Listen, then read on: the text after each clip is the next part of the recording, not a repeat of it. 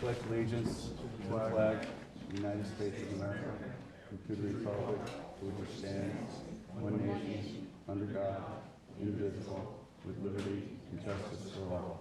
Thank you. Did we lose somebody? Oh, you're right there, Rick. Right here. All right, I'll turn the meeting over to Rick Drew. Hey, thank you, Francis. Good evening, ladies and gentlemen. Thank you for joining with us tonight. Sure, right? My name is Rick Drew from the East Hampton Town Trustees. We have a special guest speaker this evening, Tyler's coming. Dr. Christopher Gobler from Stony Brook University. Dr. Gobler has been conducting water quality testing and reporting work on approximately 15 trustee water bodies throughout East Hampton Township. His work has defined important baseline data on the environmental status of our local waters. It has been a key component of recent environmental projects on Georgia Pond and will be used in part to measure the effectiveness of the recently reopened Aquatic culvert. So without further ado, please join me in welcoming Dr. Christopher Gobler.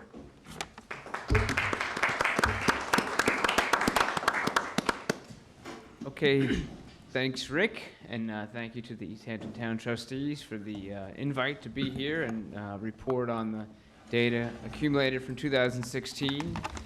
For those people in the live audience, I will be referring to the slides here, so you can make your own decisions about where you want to sit in order to see that or not.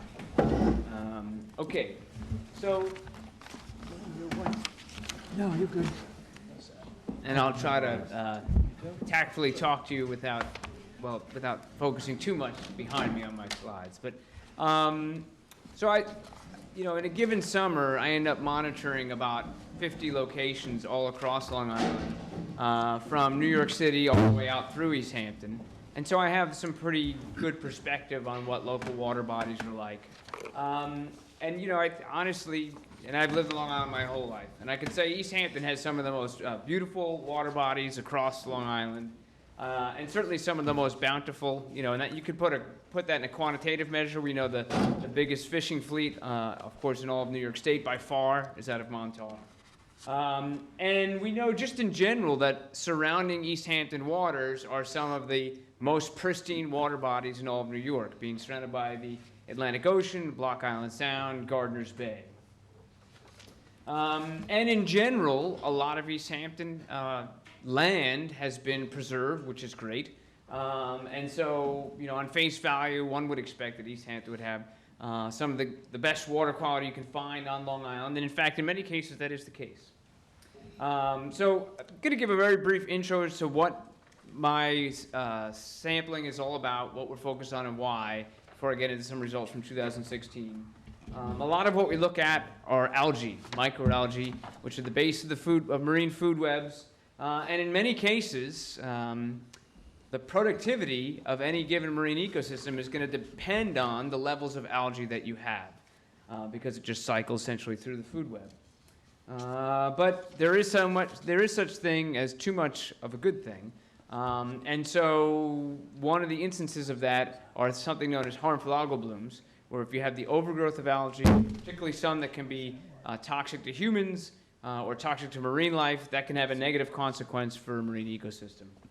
And so just very briefly, some of the types of harmful algal blooms we're focused on here in East Hampton include Alexandrium, which is toxic because it makes saxitoxin, leads to paralytic shellfish poisoning. And of course, saxitoxin is a very potent toxin, being 1,000 times more potent, for example, than cyanide. And there's been shellfish bed closures due to saxitoxin in many locations across Long Island. And troublingly, many of these, in fact, 5 of the 6 locations, have been on eastern Long Island. And we know the organism that can cause these PSP events is widespread in East Hampton town waters. And we also know that sometimes these events can lead to tricky and unexpected consequences. And I'll just want to give this very quick example, that in Riverhead, just a couple of years ago, there was a massive die-off of diamondback terrapin turtles. And nobody knew why, hundreds washing up on the shoreline. And we just recently published a paper that made the definitive link and determined that the cause of death of these hundreds of turtles was actually paralytic shellfish poisoning. And the fact that in an area in Riverhead where we have lots of nitrogen going into the, from wastewater into coastal waters, that promotes the overgrowth of Alexandrium, that accumulates in shellfish, and as it turns out, these turtles are eat shellfish, that's their primary source of food, and that they're so small, and in this particular year, which was the most toxic bloom we ever observed in Riverhead, the toxicity in shellfish was so high that they would only need to eat one of these mussels in order to receive a toxic dose.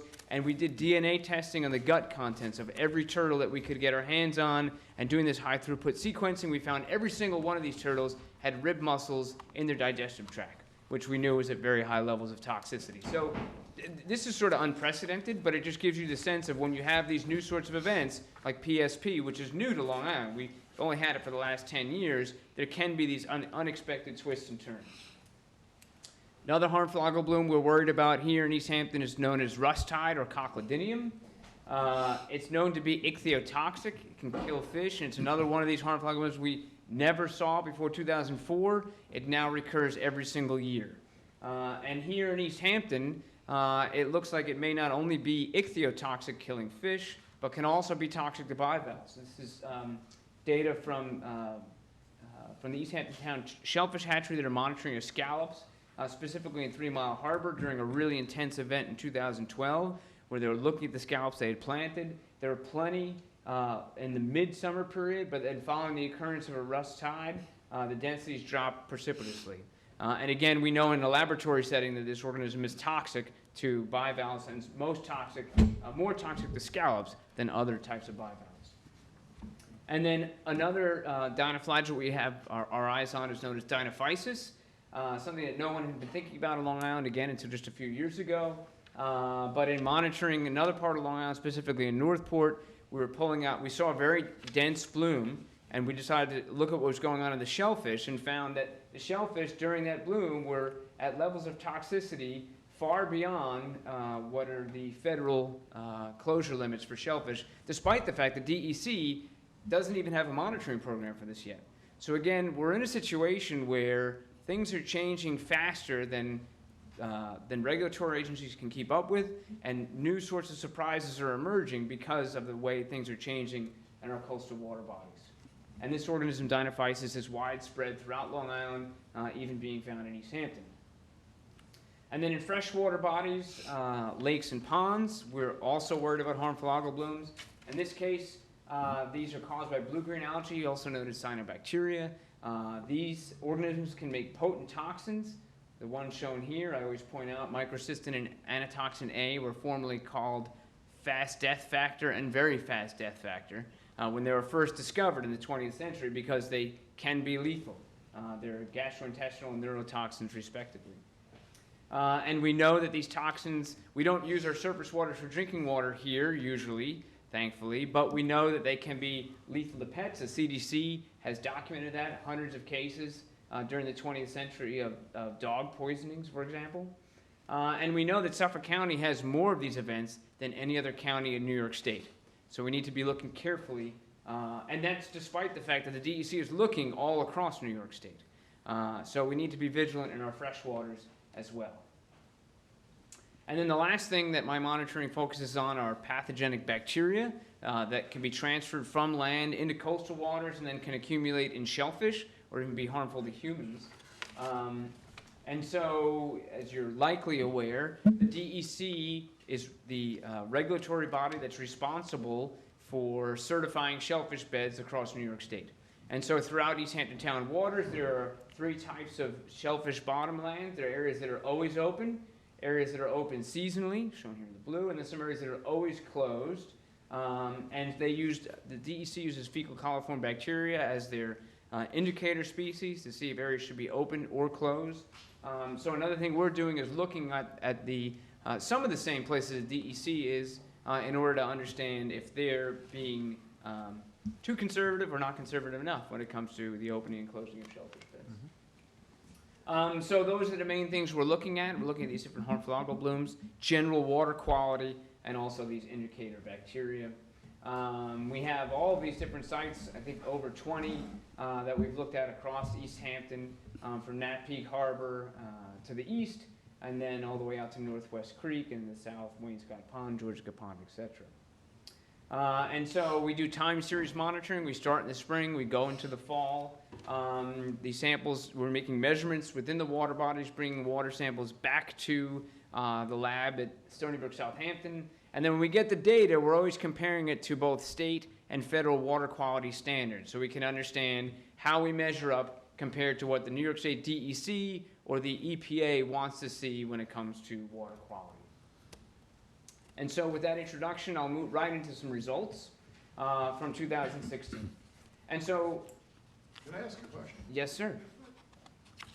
A lot of these toxins, it sounds like what you're describing, have not been historically present on the island. So PSP, for example, was documented for the first time ever in 2006, and it's been seen at varying levels every year since. The cyanobacterial toxins was documented for the first time in 2003, and again, been seen just about every year since. DSP, first time in 2011. So were we not looking for them before, or they didn't exist before? So it's probably, the data looks like it's a combination of both.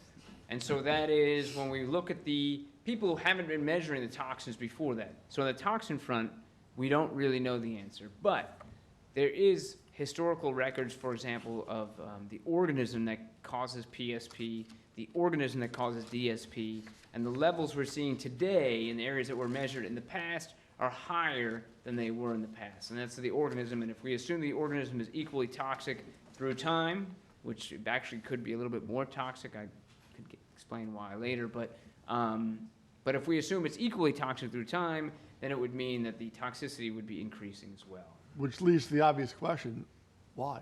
Good question as well. There were some reports that some shellfish were brought in from out of the area, especially in the Northport Harbor. Yeah, but that's since been I mean, that may have happened at one time, but there's been enough of those events that we know that it's the organism, it's the toxicity. A big part of it is nitrogen loading. So for more nitrogen going from land to sea now, because there's more people now and more activity on land than there had been in the past. And so the nitrogen not only makes the algae grow quicker, but in several classes of toxins are nitrogen-rich compounds. And so the actual organism can make more of the toxin because it has more nitrogen. So, yeah. Chris, do you have any sort of control bodies of water? There's plenty of good control bodies of water in East Hampton. And Okay, so on the that are- freshwater side and the saltwater side to say, well, okay, fresh pond example. in Heather Hayward Woods, yeah, good example. For a fresh water body, there's no nutrient loading from any farms, anything there. Okay, the property is extant from any of that. Have you done any testing in there throughout I the don't think season? so. So we have some good, I think, marine control spots. But you know, as per prior agreements with the East Hampton Trustees, there's been a limited focus on freshwater bodies, but certainly, you know, we could look at other places. But anyway, why don't I get into the results part? So this is what the salinity looked like across multiple locations in East Hampton town waters. The salinity of the surrounding water bodies, the ocean, Peconic Estuary, is around 30. And so, you know, this doesn't tell us a lot, but it tells us, there's essentially two things to tell us: the levels of freshwater input and exchange with the coastal water bodies. And in general, as I look at this data, what it tells me is that these sites are very well flushed with either the Peconic Estuary, coastal ocean, or Gardiner's Bay, which is a very good thing. And that means there's a minimal amount of freshwater influence, again, which is in general a good thing. When we look at the mean chlorophyll levels, in 2016, this shows 2016 in the blue, 2015 in the orange, and then the 3-year average in the green. We see levels that are actually almost exactly what you want for marine water bodies. The EPA would tell you between 5 and 20 is what would be called mesotrophic, 5 and 20 micrograms per liter, which would be good for shellfish, good for a healthy ecosystem, not too much, but just the right amount. And generally we see that across most of these water bodies. on average. So that's on average a very good thing. And then we measure dissolved oxygen levels during the day. Again, these oxygen levels look really good. The DEC says you should never have levels below 3 milligrams per liter. And on occasion, you can go below 5. And so if we look here, on average, the blue is the average 2016, everything looks very, very good. But I'll just note that these are daytime measurements. I'll talk a little bit later about the consequences of measuring during the day versus at night. But these broad indicators tell us that these water bodies are generally in good shape. With regards to the indicator bacteria or pathogenic bacteria that can get in the shellfish, these are the levels that we measured for different water bodies across East Hampton. The DEC would tell you you'd never want to see more than 49 what they call colony-forming units per 100 milliliters. Most water bodies never exceed that, but there are some that do. But again, remember, not all water bodies are open in East Hampton town. In fact, part of our purpose of doing this is to look carefully at those areas that are closed to say, is that too conservative or just about right? So we have a few spots, for example, in Aquatic, 3 Mile Harbor, that exceed that level. In this graph, again, 2016 is showing you the average. The blue is 2016 and the average. The green is a 3-year average. The orange is the 2015 average. And 14 is instead of a one sample, 14 is what the DEC wants to see with regards to a long-term average instead of one sample. And again, a couple of sites in Aquatic come up as being above that. Now, just site 6, Chris, is that north Aquatic or south? So one of the spots is Lowe's Point here in Aquatic. Landing Lane is another one. Those are the 2 sites. 6 is Landing Lane, okay. Yeah. And so what you can see is that the way these numbers come about is that generally levels are low, but there are these spikes that may be following rainfall events. And same sort of thing for head of the harbor. And so what this table shows is the designations that the DEC has for the different water bodies, and then what we think could or should be the case based on what our observations are. And I'll point out there are a couple of locations where potentially these water bodies could be opened. And there's precedent for this happening. I just note that when we started all this in 2013, Northwest Creek, the whole water body was closed. So these are, but importantly, these are not static designations. And so what happened is, following our first observations in 2013, a good part of Northwest Creek actually opened and became what's known as seasonal. And so our monitoring since then actually shows that this area that's seasonal is very clean. And so our data at least suggests that they might be able to go even further with this. Now, I'm not familiar with the long-term details, and I'm just an independent observer.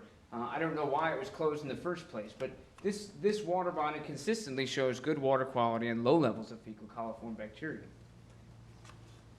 Similarly, in 3 Mile Harbor, in the head of the harbor region, it's permanently closed, but our data set looks like it could be seasonally open. And that is, just like other areas are, maybe only opened. In some cases, it's usually off-season that it's opened. And it looks like that could be done in the head of the harbor as well. And then similarly for Hog Creek, 2 years in a row, both this blue area here looks like it could be open. We're never seeing high levels of bacteria there. And similarly here, the area around Clearwater Beach, the water quality looks very good. So, the DEC is being more conservative than our data suggests they would need to be, but, I think being realistic, you probably want to accumulate a large body of data before you make such a change. But again, it's not unprecedented. These changes happen every year, and Northwest Creek being a good example. To move on to some of the harmful algal blooms, I'll start with Alexandrium, and that's shown here, and this is 2016. So we only saw Alexandrium 2016 in 3 Mile Harbor. And thankfully, the levels we saw were actually quite low. So it looks like high compared to the other locations.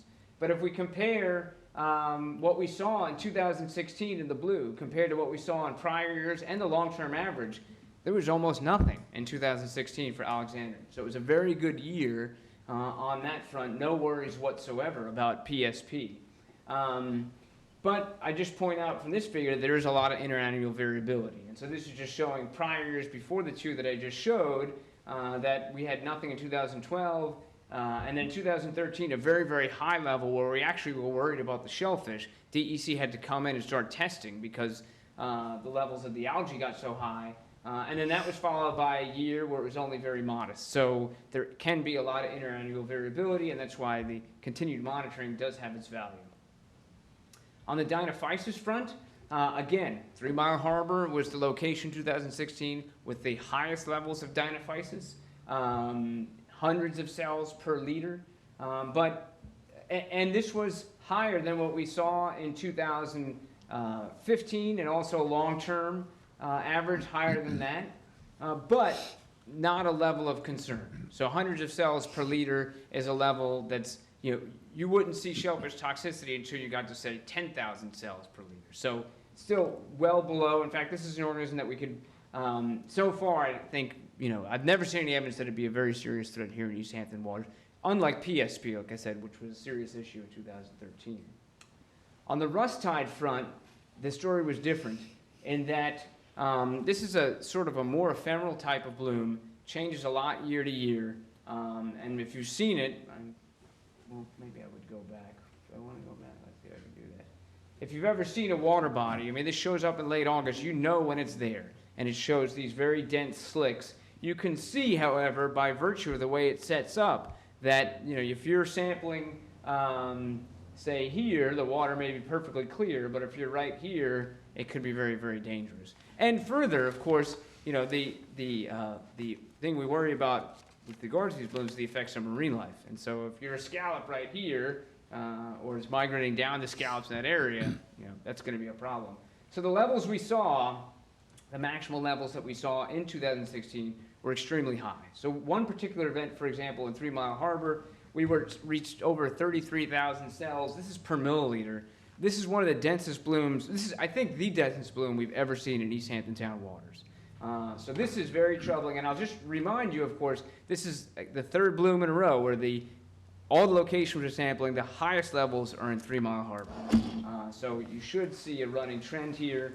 And then for perspective, 2016 levels were much higher than we saw in 2015, and also significantly higher than the long-term average. But regardless, you can see long-term average, 3 Mile Harbor again comes up as the site of worry when it comes to rust tides. And recall that when I gave my intro and I showed, well, why were we worried about Cocodinium in East Hampton Town waters? It was because East Hampton Town Shellfish Hatchery showed very large losses of scallops, specifically in 3 Mile Harbor, following one of these events. And it doesn't seem to be going away. And this just shows the dynamics again. In Head of the Harbor, it was just this one day that was very, very high. But again, at that level, that is easily high enough to cause mortality. I will also say that we've done experimental work, for example, in town of Southampton, where we put out scallops. And we've seen year after year that, well, I should say 2 years in a row, when we see a bloom move into this level, that's enough, even for overnight, to just wipe out a lot of scallops. So we had that happen in in September of 2016, and slightly lower levels, but potentially harmful levels in Northwest Creek as well. So I want to hone in a little bit more on 3 Mile Harbor. I just showed you that all 3 harmful algal blooms are most intense there compared to other sites that we're looking at. And also to look at chlorophyll, I told you that on average the chlorophyll levels in all town waters were good, but what you see is that there were multiple locations. The EPA never wants to see you go over 20 micrograms per liter in chlorophyll because of the effects it can have on oxygen and other problems. And you can see that starting in July, there were multiple occasions whereby this water body went above that level, as high as 30. And back to the oxygen, I told you that during the day the oxygen levels are good. However, we also know, or I should say we now know, that oxygen levels in our waters are subject to day-night excursions, particularly because at night there's no photosynthesis, there's no inputs of oxygen, and so the levels get low. And so when we look at the day-night cycle of oxygen levels in 3 Mile Harbor, we had a continuous monitoring probe out there. It was malfunctioning for a short period of time. But this line here is the DEC's hypoxic threshold. And if the official language by the DEC is the levels of oxygen should never go below 3 milligrams per liter to be protective of marine life. And you can see significant excursions below that in early June, and then when the sensor was put back in, almost on a nightly level, going later in the summer. So oxygen also a problem in this particular location. Now, so now we have 3 harmful algal blooms and oxygen a problem in 3 Mile Harbor. Now, in good news, as you're probably aware, a lot of people are thinking about water quality, what's causing impairment of water quality, and what can be done about it. And so I'm sure you're aware Suffolk County Executive Steve Bellone has made water quality the top priority of his administration. He's initiated what he calls the Reclaim Our Waters initiative, and the county's moving fast on many initiatives in that front. And the New York DEC is engaged in something known as the Long Island Nitrogen Action Plan. And part of that, they have something called the Sub-Watershed Study, where they're literally dividing up Suffolk County into 187 individual watersheds to look at the nitrogen loading rates into all of those. I'm part of that study, and so I'm just going to share a couple of draft slides that are coming out of that. And this is specifically about 3 Mile Harbor. So this is from the consulting company CDM Smith, where they're modeling the levels of nitrogen in the groundwater below 3 Mile Harbor, going into 3 Mile Harbor. And so what I want to point out is this ring of very high levels of nitrogen right around the head of 3 Mile Harbor.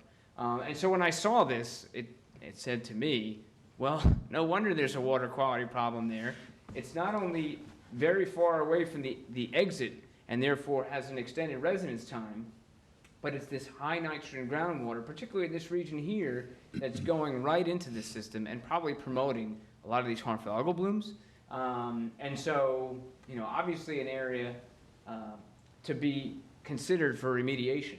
And I showed this last year, but I brought it back just to show that, I pulled out the Nature Conservancy's nitrogen loading rates for all the different water bodies that I study, and to show that 3 Mile Harbor, consistent with what that figure just showed, has the highest nitrogen loading rates, whether you look at it per year or per hectare, and also the most amount of nitrogen coming in from wastewater. And also last year, I showed the relationship between the amount of nitrogen from wastewater, or the nitrogen loading rate, and compared that to the amount of chlorophyll, which is algal blooms, and just showed that there's a fairly good relationship, and that with 3 Mile Harbor having the most nitrogen coming in has the highest levels of chlorophyll. And so the last thing that I'll present about 3 Mile Harbor is what I call hope. And that is the same study being done by CDM Smith is also calculating the groundwater travel times that go into different water bodies. And, different people have different perspectives on life. And some people are optimists, and other people are pessimists. And some of the more pessimistic people I know when it comes to nitrogen loading have said things like, it's taken us decades to get into this problem. It's going to take decades to get out. So that's one way. And if the data were to show that, then we'd have to live with that sort of statement. However, here in East Hampton, I think we're more fortunate than that. What this figure here shows is the groundwater travel times around 3 Mile Harbor, for example. And here shows you what percent of the watershed is in what zone, how many years. So the bottom line is that the vast majority, nearly 80% of the groundwater entering 3 Mile Harbor enters within a 25-year timetable. And in fact, it's close to 60%, or more than 60%. That's a 10-year travel time. So if you look at 62% coming in, or 64% in 10 years, what it essentially means is that if you make the changes now, within 10 years, you will have solved or addressed at least 64% of your groundwater entering the water body. So we're not talking about decades per se, but rather maybe a decade, if rapid action is taken, which I see as being very hopeful. And to go along with this, we're all aware of this, of course, but I always like to tell people, whether you voted for Trump or Clinton, or you voted for Zeldin or Throen Holst, none of those candidates got the level of support that the Community Preservation Fund got in the last election. passing by 78% here in the town of East Hampton. So, one, that shows that the public is resoundingly in favor of improved water quality, because this now version of the Community Preservation Fund, 20% of the revenue will go towards improving water quality. And so, we now are obviously honing in on the areas that need the most help, and I would put in East Hampton, for marine water bodies at least, 3 Mile Harbor is obviously an area to be focused on. Turning to some of the freshwater bodies, we've really been focused on Georgia Pond and Hook Pond, although I do like the idea of having a pristine water body for comparison. We can think about adding that going forward. But these are the levels of blue-green algae on average in the blue, and as a maximal in the orange for 2016. The dashed line here shows what the DEC would like to see. It's at 20, the true level, or the maybe new level, is going to be around 30. But what you can see is that on average, these water bodies in 2016 were just at or just below that particular level on average. And if we look at 2016 compared to 2015 as a first data set to show, particularly if we look at Georgia Pond, we see the levels are much lower compared to 2015. So to turn to Georgia Pond now, just as way of reminder, this is a water body that's had problems with macroalgal blooms, with blue-green algal blooms that have led to the closure of the water body by the town trustees due to high levels of both blue-green algae and blue-green algal toxins. And we've found multiple classes of these potentially toxic blue-green algae in Georgia Pond, and multiple classes of toxins throughout the pond when these blooms are present. And then in addition, in years past, we've seen, like I showed for 3 Mile Harbor, hypoxic low levels of oxygen coming up in the summer, sometimes for extended periods of time. And coincident with that, we've seen the death of marine life, fish, eels, and otherwise. And then further as a reminder, we know within Georgia Pond, a big part of how the pond functions, or a big influence, is whether it's open or closed. And that is when it's open, the ocean flushes it out, and it can lead to the decline of algal blooms and higher levels of oxygen. And just as an example, in 2015, the inlet was closed, and then there was a very dense blue-green algae bloom going on well above the DEC limit. And as soon as it opened, within only a matter of, in this case, several days, the entire bloom was flushed out and essentially was gone within a matter of days. So to turn to 2016 now, I'll just start with the salinity, which I said, and I started my whole presentation. It's a good way to look at a water body just for starters, because it gives you a sense of where it stands, whether it's fresh, marine, how much mixing is going on. And so in 2016, the inlet was open earlier in the spring, but was closed by the time we put our buoy in April. And what you can see is that the salinity, while it was closed from the spring, going through the summer and into the fall, just continued to drop from 15 down to a low of around 5, and that matched up well with the individual measurements we made at individual stations. And we have indicated in here about 10 as the level where you might begin to see blue-green algae, although frankly it could be maybe as low as 15, excuse me, as high as 15. We did see some algal blooms in 2016. It's a little bit different than what we've seen in the past, though. So what this shows is a time series. I know no one but me can see the dates. It starts in April, and this goes all the way through into August. And so what you see in the purple is a big algal bloom that occurs during May and June, and then a secondary one that occurs later in the summer. Now, the one that occurred in May and June was actually not blue-green algae, but was something known as mahogany tide. The scientific name is Protocentrum minimum. You can see this aerial photograph. I believe it's still the case that if you were to go on Google Earth today and look at the image of Georgia Pond, it looks very brown.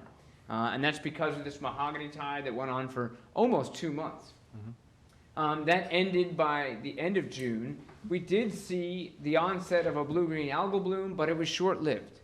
And this just shows the different groups by measuring via something we call a fluoroprobe, and shows the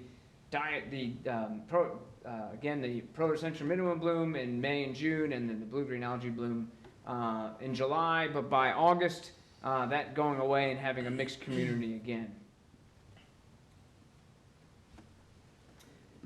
So one thing that was new for 2016 was the idea of harvesting macroalgae within the pond. This was something that I had thought about and sort of recommended in 2015, and along with the Friends of Georgia Pond, we thought about could this be done? How would this be done? Would it be beneficial? And if so, how would we proceed? And I put it sort of in the category of what I called a no regrets approach, and with the idea being that the macroalgae are a nuisance anyway. I had data to suggest that they were actually promoting some of the water quality problems we were seeing, low oxygen and the onset of blue-green algal blooms, and by removing them, you're actually taking nitrogen and phosphorus out of the pond. So here's the aquatic weed harvester. You can see how it operates and goes down a few feet into the water, has a conveyor belt to remove the algae, and there is that conveyor belt. And so through June to September, nearly 60,000 pounds of macroalgae were removed and brought into the East Hampton Town Transfer Station. Now, we did analysis on all the different loads of macroalgae for the amounts of nitrogen and phosphorus. We also looked, I should say, at metals, levels of toxins, and thankfully, all the metal levels were fairly low, nothing to be concerned in, and no of the blue-green algae toxins within the algae we're pulling out. But we were able to quantify how much of the total nitrogen and phosphorus we were removing. On an annual basis, it was only between 1% and 2%, which would say, well, I guess that wasn't worthwhile. But recognize when it comes to water quality, the time period that we're most concerned with is in the summer, right? That's when oxygen gets low. That's when we have harmful algal blooms. And so we can redo that calculation for only the times we were harvesting. And when we do that, it looks like it was between 10 and 20% of the total nitrogen and phosphorus inputs, because those external inputs actually slow down as fresh water flow slows down through the summer. So the question is, did it matter? So now we can compare the levels of blue-green algae in 2016 to 2015. Again, this is with the buoy that we have in there, so it's making continuous measurements, assures that we're not missing anything.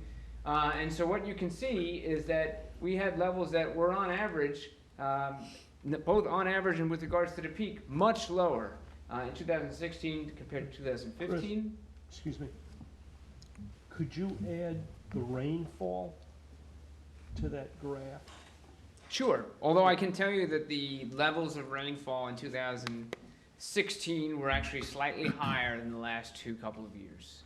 Okay, but it's really more important to tie it to the dates, do it on a week-by-week basis. Sure. Because that's certainly going to have an impact. Yeah, but again, on that front, we had significant droughts towards the late summer in 2015, 14, less so in 16, which, anyway. Not true.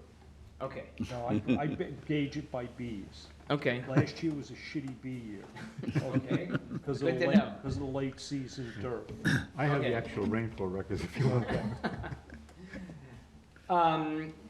Looking at the phytoplankton diversity, comparing the 2 years, again, this shows the same exact FluoroProbe data. And what it shows is that, again, in 2015, that emergence of that very large blue-green algae bloom, which was just absent in 2016. This is a report to the DEC that's made every week through the summer with regards to the levels of blue-green algae in different water bodies. And what it shows is that in August of 2014 and 15, Georgia Pond had the highest levels of blue-green algae of any of the water bodies that were being examined, whereas in 2016 it actually had just about the lowest. Again, this is for August specifically of 2016. And the oxygen levels, while in 15 and 14, I showed you 14 before, we had significant excursions of oxygen below 3 milligrams per liter, hypoxia and anoxia. That just didn't occur in 2016. In fact, we did through the spring through September, we did not have a single hypoxic observation. And again, this is despite the fact that the levels of salinity were right in the range that the blue-green algae just love. And so what was going on here? So a hypothetical scenario would be that without taking out the macroalgae, you get those blooms in midsummer that eventually die off, and when they die off, they release nutrients. And specifically, they release something known as regenerated nutrients, which is the literature would tell you is the precise form of nutrients that these blue-green algae love to thrive on. And therefore, after the macroalgae blooms we've seen the last 2 years, blooms of blue-green algae. So hypothetically, with the macroalgae blooms starting to occur in 2016, but that being removed, you're then depriving these blue-green algae of that key nutrient. And also preventing the decay from happening within the pond, which then promotes the anoxia. Now, this is a hypothesis. We're going to do this again this year, and we're going to see what happens and see if our hypothesis is correct. An alternative hypothesis is that the mahogany tide bloom in the spring set up a different scenario. And so, you know, as a scientist with only 1 year of data, we can't affirm one or the other. This, to me, makes good sense, and again, is consistent with what we observed in the past, but we'll have more data this year to confirm or deny. And I'll just very, very briefly mention that at my laboratory, we're working on sustainable uses of this harvested macroalgae. So it's at the transfer station, but someone once said that, I'll get the quote wrong, but it's something like, you know, there's no such thing really as bad nutrients, they're just nutrients that are in the wrong place at the wrong time. Right? And that is to say that if you think about it, you know, fertilizer, while can be demonized, has fed a lot of the world's population. And so what we're working on specifically is trying to turn this macroalgae into fertilizer for sustainable use. It was something, Chris, I think like excess nutrients or just misplaced food. Yeah, Yeah. That's it, exactly. And so that's something that we're following up on, and I'm not going to go into now, but I'd be happy to talk to you about it later. I'll also just, additional piece of data for Georgia Pond is on pathogenic bacteria. We started looking at this after, you know, frankly, Surfrider had put up some data showing that there were high levels of pathogenic bacteria in Georgia Pond. We've been measuring that for some time, but we were measuring different types of pathogenic bacteria. We've been focused on fecal coliform bacteria, and when we measured that, essentially in 2016, we saw a similar story to what we saw before. On average, the levels are just about where they should be, and even for the individual high samples below what the DEC, excuse me, in this case it's the Department of Health, requires for bathing. And again, as you can imagine, Surfriders focus on what you would need for bathing, with the exception being the area right by Route 27, so by the parking field in the north west region of Georgia Pond. In that particular area, you can see multiple dates of very high levels. When we looked at enterococci, which is the favored measure for bathing beaches, again, when I started this project for the trustees, we were really thinking just about shellfish. And the DEC uses fecal coliform bacteria, and so that's what we used. We could make cross comparisons for bathing purposes because the DOH, Department of Health, considers that, but they prefer you're looking at enterococci, which we also looked at. And actually found on that scale, things don't look as good. On average, it's just about the levels that you, exceeding the levels on average, and then some excursions well above it for the individual samples. And again, that area right along Route 27 being very, very high. And to no surprise, if you've been there, that parking field and that whole area is essentially meant to drain the highway into the northwest extent of Georgia Pond. And so the fact that we're finding high levels of potentially pathogenic bacteria in there is not surprising. And frankly, it's likely that that is a source that then is spreading throughout the rest of the pond. And so thanks to the support of the Friends of Georgia Pond, we're actually taking a deeper dive into this in 2017. We're using some new technology called digital PCR, which is and then something known as microbial source tracking. So specifically to try to get an answer on what are the bacteria that are causing these high levels. What's the actual source? Because if you think of that particular area, on the one hand you could say, well, I guess actually everyone in this room could close their eyes and say, I know what the source is. It is ... right? But we don't really know. And so it could be humans, cesspool in the region that's buried and leaching in there. It could be road runoff of dog waste, could be road runoff of deer waste, it could be birds. And if the town is interested in mitigating these sources, you want to know what it's coming from, because you wouldn't want to spend a lot of money mitigating, for example, the wastewater issue. I mean, I guess there would be no regrets anyway, but you want to make sure if you're going to get rid of this, you know what to tackle. And so this technology will use DNA-specific probes for these different sources of bacteria to give us that answer. And we're just getting started on this now, and I think this is going to be a useful tool for multiple water bodies going forward. Okay, now I don't know how much time I just took up, but when I was a boy, I used to read books called Choose Your Own Adventure, and so we're going to do that right now. I'm going to ask, it's your meeting, East Hampton Town Trustees. I have some slides I could talk about wastewater if you're interested, and what's happening in the wastewater front, or I can just conclude. I don't know how much time you have, and what I would about to show wouldn't be about what I showed in 2016, which is relative to the wastewater front. We could talk about that offline, so whatever. Again, I don't know what's on the agenda, and I don't want to take up your time. I think you all know where my vote would go. I think we should continue. I'd like to see it all. Yeah, we'd like to see it. Well, you've chosen 13 slides on wastewater. Turn to page. I hope there's no dragon at the end. Okay.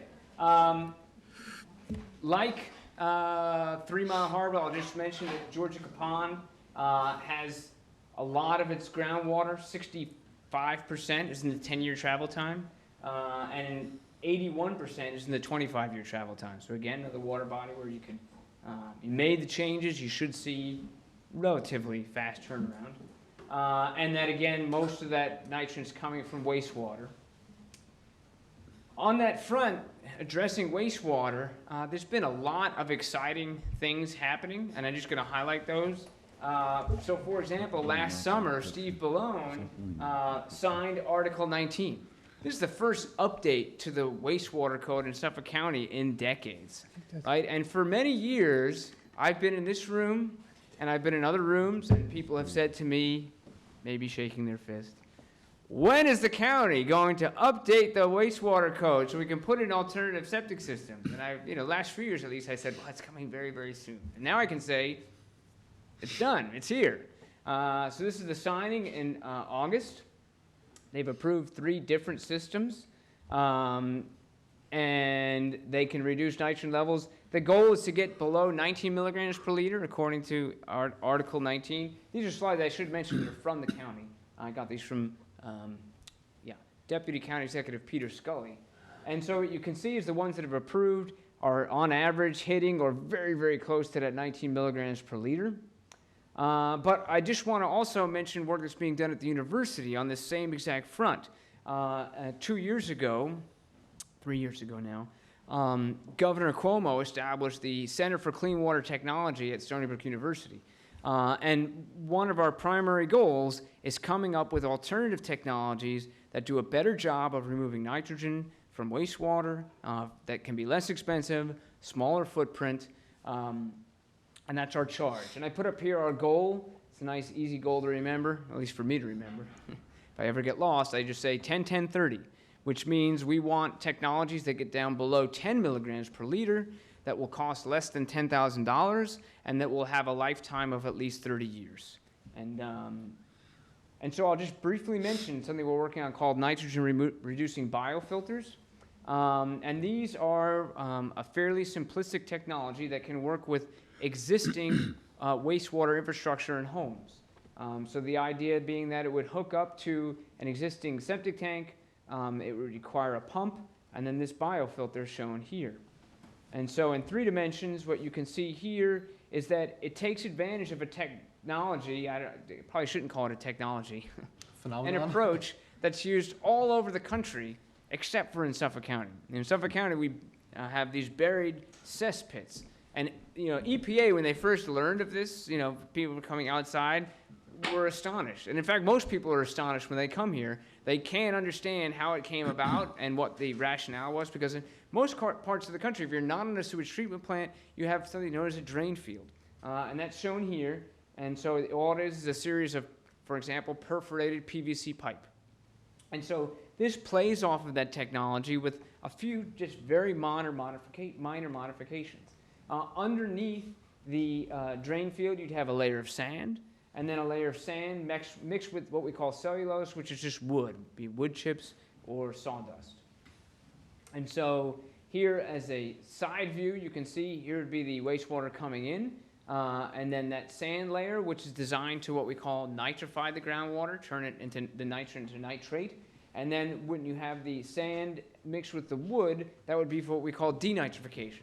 Turn that nitrate into nitrogen gas, which is 80% of our atmosphere and perfectly harmless.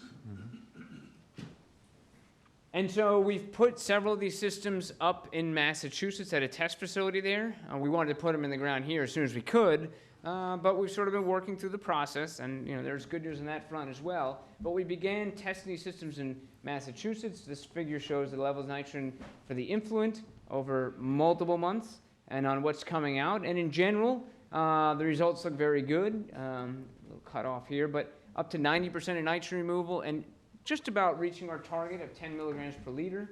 And then last summer, to take this another step, we made 3 more of these systems up in Massachusetts using Long Island native materials.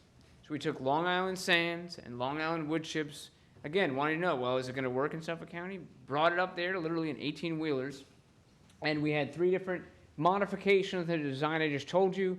But in good news, this is what the influent was, and here's what it was coming out of these systems. And there's that 10 milligram per liter line. And again, with the exception of a single sample, nearly everything at or below our goal of 10 milligrams per liter. And note, again, the other systems are hitting at about 19 right now. And so, slide moved a little bit as well, but and in exciting news, we're going to be installing these in Suffolk County in the next couple of months. And our goal is, we had a meeting with Suffolk County's wastewater division just last Thursday morning, and they agreed that we're going to work together to have 9 of these systems in the ground this year. If we do that, that means that by 2018, these could be provisionally approved. And there are actually 3 different designs. And I'll just mention, they're actually somewhat flexible in that, in theory, these 2 layers are each 18 inches. And this is prescribed, I think it's 20 some odd feet long and 12 feet across. But really, it's all about the general volume. And so we have some flexibility. For example, we had a location in Riverhead where the groundwater was quite low. And the county said, we need 2 feet to groundwater, or between your system and groundwater. It's only 4 feet to groundwater here, and your system is 4 feet. And we said, okay, well, we'll just redesign it. So we made it shallower but wider. And now we're putting it in that way. So there is some flexibility. You do need to have the space in your yard for it, but otherwise it can be flexible and certainly has a much shallower input footprint. Doesn't go as deep as the current systems that need to be 15 feet deep in some areas, and therefore could be good in these coastal regions where maybe cesspools are already sort of in the groundwater. Okay, so now we've actually gotten to the end of the story. So what I've showed you is that for most marine sites in East Hampton, the water quality was excellent. The oxygen levels are high. The chlorophyll levels are where you want to see them. With regards to the pathogenic bacteria, the levels are about what you'd want to see, or with regard, let me restate that. They're consistent with what the DEC is calling for the openings and closing of shellfish beds. There's even a few areas that maybe could be opened in the future because year after year, there's some areas that are closed either permanently or temporarily that are showing low levels of pathogenic bacteria, and therefore in the future it could be opened. I did emphasize with regards to 3 Mile Harbor, it's a trouble spot. There's high levels of nitrogen loading, high levels of harmful algal blooms, low levels of oxygen, and is an area that I think really should be a focus for the town for water quality improvement. And then on the Georgia Capon front, things looked better in 2016, coincident with the macroalgal bloom. And so we'll be doing that again this year and see how that pans out. So with that, I will thank the trustees for their support for this ongoing study. I will thank the Friends of Georgia Capon for their support for sort of enhanced study of Georgia Capon, which is actually sort of informing the way I can look at other water bodies. And then we'll specifically call out Mark Lusty, East Hampton town resident. He's now a graduate student in my lab getting his master's degree at Stony Brook University. He's really been the boots on the ground and collecting a lot of these samples, working up a lot of this data. So with that, I'll thank all of you for your attention, and if we have any time, I'd be happy to answer any questions. Thanks, Chris.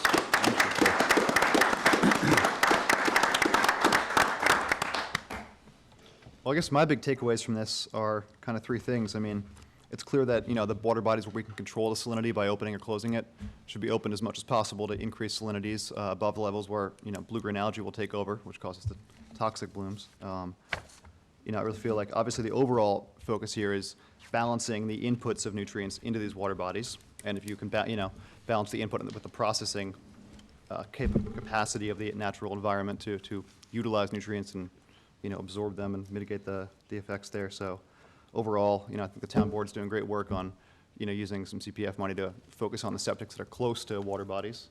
And I see Peter Benskoyak's here, and I'm glad that a town board member's here for the presentation. And so it seems like we're making some good headway on that front, working with the town. And our job seems to be, to really use whatever techniques we can to mitigate the onset of blooms and the effects of blooms in our water bodies as we replace septic systems, work on reducing input to groundwater to surface water from groundwater nitrogen levels, and hopefully work together to eventually get this under control within 10 years as those travel times show us.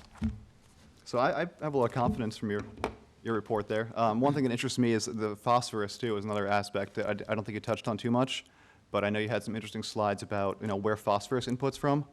And I do think I remember from the science presentation at the Creeks property that you gave that a lot of phosphorus is actually input from the sediment itself, whereas nitrogen tends to come more, you said 50% from wastewater. Correct, yeah. So Yeah. phosphorus, nitrogen thankfully has that denitrification process, so it can leave even from sediments and other processes. But the phosphorus, you're right, gets into the sediments. It can't go out into the atmosphere, and so it goes through this vicious cycle of being put back into the water column and then going back into the sediments. And so it may be that dredging may be the most effective way for, or one of the ways for dealing with that, but certainly it is a big source. Yeah, it's interesting. A lot of risks there, but a lot of benefits too. Dr. Goldberg, as you know, we recently reopened the Aquatic culvert. And last year, I believe you had added a couple of compounds to your testing in that area of Aquatic Harbor. What do you see going forward in terms of testing on that water body to help us evaluate the effectiveness of the opening of the culvert? Yeah, the good thing is that that's a site where we have 4 years of data. So we'll be able to compare directly year after year, the long-term average to that exact site.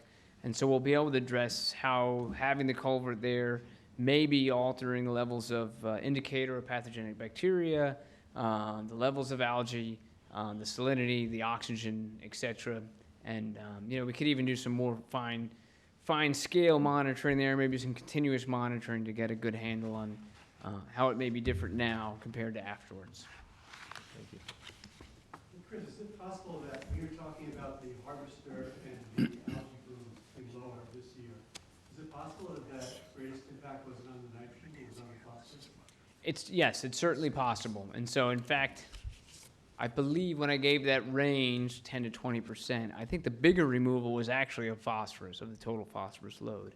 And so I've advocated for Georgia Capon for a few different reasons that it's important to be addressing both nitrogen and phosphorus. Typically in freshwater bodies, people only think about phosphorus. In marine bodies, they only think about nitrogen.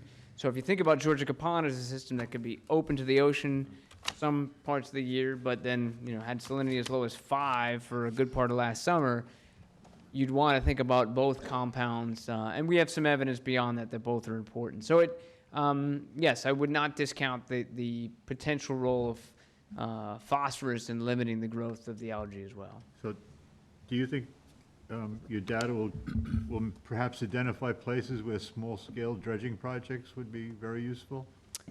We were able to do that for Georgia Capon because we had a very good and careful nitrogen budget. One thing that facilitates that is knowing the rate at which nitrogen and phosphorus come from the sediments to the water column. So if you have that data, then you can make that comparison. And I just for perspective, I'll say that, for example, the Long Island Nitrogen Action Plan for at least phase one, they're really just looking at the upland sources of nitrogen, and so they won't be considering that for phase one. But I do think it's something to be well aware of, certainly for freshwater bodies and probably for marine water bodies, because it's probably the Would it next be- frontier. Would it be more beneficial to remove phosphorus? You would, yes, by dredging, typically you'll hit a bigger part of the total phosphorus load than the total nitrogen load, because phosphorus that comes from wastewater gets absorbed into the aquifer, so it gets onto sediments, onto sands. The phosphorus just binds onto them, but the nitrogen doesn't. So nitrogen flows through, the phosphorus gets retained, but the phosphorus that does make it through can't leave the water body once it's in there, and that's why it keeps recycling. And there are certain species of microorganisms that phosphorus might encourage more, and certain that ones that nitrogen is encouraged Correct. by more, Yep. encourages more. Do you have data on those, those kind of relationships there? I know that, for instance, the microsystem producing cyanobacteria and stuff are really like nitrogen-based. They love nitrogen. And I think you've said that some of the compounds, the toxic microsystem compounds, can be, they can get the very fast death factor more if they have more nitrogen available. Correct. Although that's actually the fast death factor. Okay. Very fast. And that's why we should use the term microcystin and antitoxin. Yeah, sure, instead. sure. Yeah, I mean, the one tricky thing is that amongst the blue-green algae, there are some that can actually make their own nitrogen. And so, in that case, the phosphorus is definitely important. They're called nitrogen-fixing cyanobacteria. And we do see those on occasion in Georgia Pond. They fix it from the gas, from the atmosphere? Exactly, yeah. It's called diazotrophy. Are there any that phosphorus is really the chief nutrient? Well, for those ones, that's where phosphorus is most important. Yeah. It's critical for their ability to fix atmospheric nitrogen. Sure, that makes sense. Same as legumes. Dr. Gobler, your report showed 3 Mile Harbor having very high levels of nitrogen around the head of the harbor. Mm-hmm. Has any of your testing to date, or would any further testing in the future help us hone in on specific input sources that are more delineated geographically and could then be acted on with a barrier or some other form of remediation?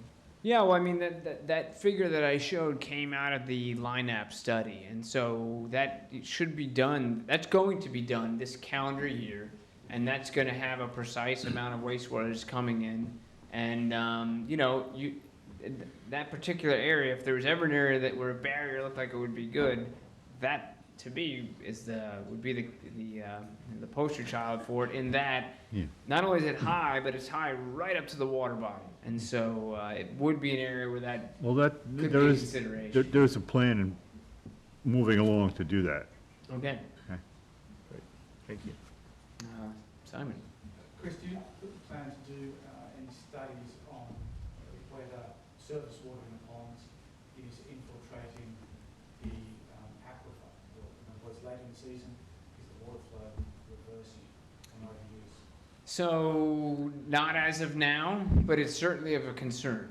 I mean, and I can just say, so everybody's on board with what this is about, is that once, fresh water always flows from land to water bodies. Water always seeks the lowest ground.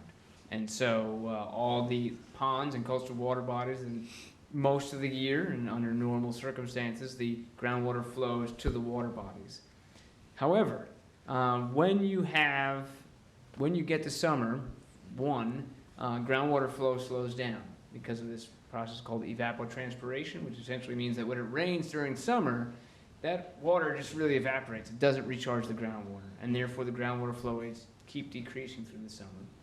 And that happens concurrently with a tremendous increase in the use of groundwater for irrigation purposes. In fact, Suffolk County Water Authority will tell you that at 4 a.m. during the summer, 90% of the water that's being pumped is being used for irrigation. 90%. And so you can end up with very strange things happening in groundwater and in well water during summers, when there's almost no input from the surface and a lot being drawn out. And so, for example, you can have intrusion of water from coastal water bodies into wells. And so we think we saw signs of that in Wainscott last year. And further, I will say I've had people, for example, who are watering their lawns, and one day they wake up and their lawns are all yellow. And they wonder why. And then they incidentally figure out that, oh, my well is now pulling salt water. And so if that's happening, it wouldn't be a surprise that for a pond water body that had, for a well that was near a pond would be suddenly drawing pond water. So these sorts of things are quite possible, and I think need more attention. Follow-up, sure. Okay. Is anyone you know of, or do you plan to do some studies on the impact of all the terrific work that we're doing on the wildlife? So that, you're saying that turtles die, the hypoxia, fish are dying at times.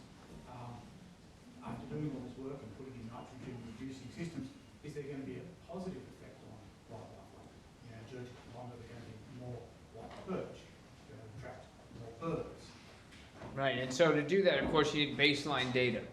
And so, for example, then with the Friends of Georgia Pond, this year, we are collecting some baseline data on fish species, crab species. So we have that baseline, and it's, has multiple value. One, as you point out, it gives you a baseline to see where you are and where things may be going.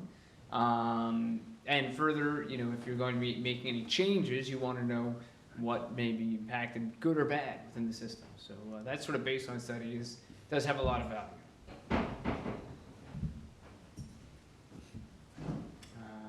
Lynn. There are some magic temperatures at which you start to see blooms. What temperature does the water have to be, and the air, or does the air not matter? So that's a great question, and the answer is that it depends on the bloom. And so what we do know now is there's windows of opportunity. So we're entering right now, like today, right now, entering the period for example, PSP. And so that's going to go on for a couple of months, and then it's too warm for PSP, and then we'll be thinking about DSP. And then it'll be too warm for that, and then we'll be thinking about rust tide. So it depends on the species, and similarly for blue-green algae, you'll see none through May, and then all of a sudden the switch flips. There's around 20 degrees Celsius, 70 or so, Fahrenheit, and that's in the water, and then that's when they just love it and they start taking over. So it really depends on the particular species you're looking at. Second question is, I saw a nice big red area over Sammy's Beach in 3 Mile Harbor for the nitrogen loading. What could possibly be causing that? I don't think that was nitrogen loading. Wasn't that the groundwater flow rate? Well, that would I think it was nitrogen in groundwater. I noticed that too, Lynn, yeah. Certainly could share that. That was a model, but essentially it's based on the density of housing and other known land uses in the area. So I actually haven't gone through the effort of, now then going back and looking at the watershed, but I know it's based largely on the idea that to put these together, they create thousands of individual little groundwater parcels and consider what's happening. So my guess would be that area has small lots, and therefore, and a lot of people living on small lots there. Well, small lots, low elevation. Yeah, as well. There's a question, there's a question, so the young lady asking a question. I just wondered. I think you're hiding behind the pillar. As many times as you have commented on the importance of the help your pond keeping it up, I just wondered if you could comment on what your sense of the DEC's appreciation of that is, because just sitting where we are, it feels like somehow there's some not, anyway, I just wondered if you could comment on the DEC's understanding of that. Yeah, within the last 10 years, the concept of what is known as ecosystem-based management has sort of come to the forefront. And so, and that's the idea that when you manage a water body, you need to think of everything that's going on, and so not be over-focused on one particular issue. So if I was thinking too much about harmful algae, someone should come over and tap me on the shoulder and say, well, we need to think about the fish. And if somebody was saying, just thinking about the fish, they need to say, well, don't forget about the sediments. And so, I think that the dredging process is highly focused on the sediments, as it well should be. What's the fate of sediments? Where are the sediments going to go? How will this affect beach erosion? That being said, there's probably room for a more ecosystem-based management approach, or at least consideration to it. And I'm not, my sense is that part doesn't necessarily currently figure into the process, but I think there's room for it. And again, and I should just say that ecosystem-based management was actually a law that passed in New York State, I think it was 2008, 2009, that going forward, marine and freshwater bodies should be managed in this idea of ecosystem-based management. So there's room for that. But, of course, many of these processes have been established for decades, and some of them may need to be updated to consider a more holistic ecosystem-based consideration. Yes, you've been waiting. Thank you. Further to that, the DEC is largely understaffed, or underfunded, understaffed. So this kind of data helps them a lot. They have only so many bodies and time and laboratory capacity to do their own water quality sampling. So if we start to direct them to certain harbors, like sections of Aquatic, they're amenable and open to that. Yeah, I think so. So my question is on harmful algae blooms. So in addition to the Long Island Nitrogen Action Plan and Clean Water, is there also a harmful algae bloom action plan under development? Yes, you're right. Suffolk County, that falls under the umbrella of Reclaim Our Waters, and so there's a couple of parts to that. I've actually been involved in that. I'm responsible for writing the historical synthesis document, Occurrence of Harmful Algal Blooms, but there is, along with that, yes, an action plan as to what can be done, what should be done, and what should be the timetable for those for addressing harmful algal blooms in marine and freshwater bodies. To share with the audience, because you and I have exchanged emails on that, Rachel Bruce. Oh, okay. So further to that, is there a way in which for example, the local layman or recreational fishermen could help you with qualitative data, if not quantitative? Even for me before, there's a way of communicating to you or to DEC and county when we observe out in the field, say dead fish in pound traps and rust tide and so forth. Last August, we had some, as you pointed out, 2016 gross examples of that with days of dead fish in the pound traps and the scalpers coming up with dead spider crabs and nothing else in October indicating. Wow, did not know that.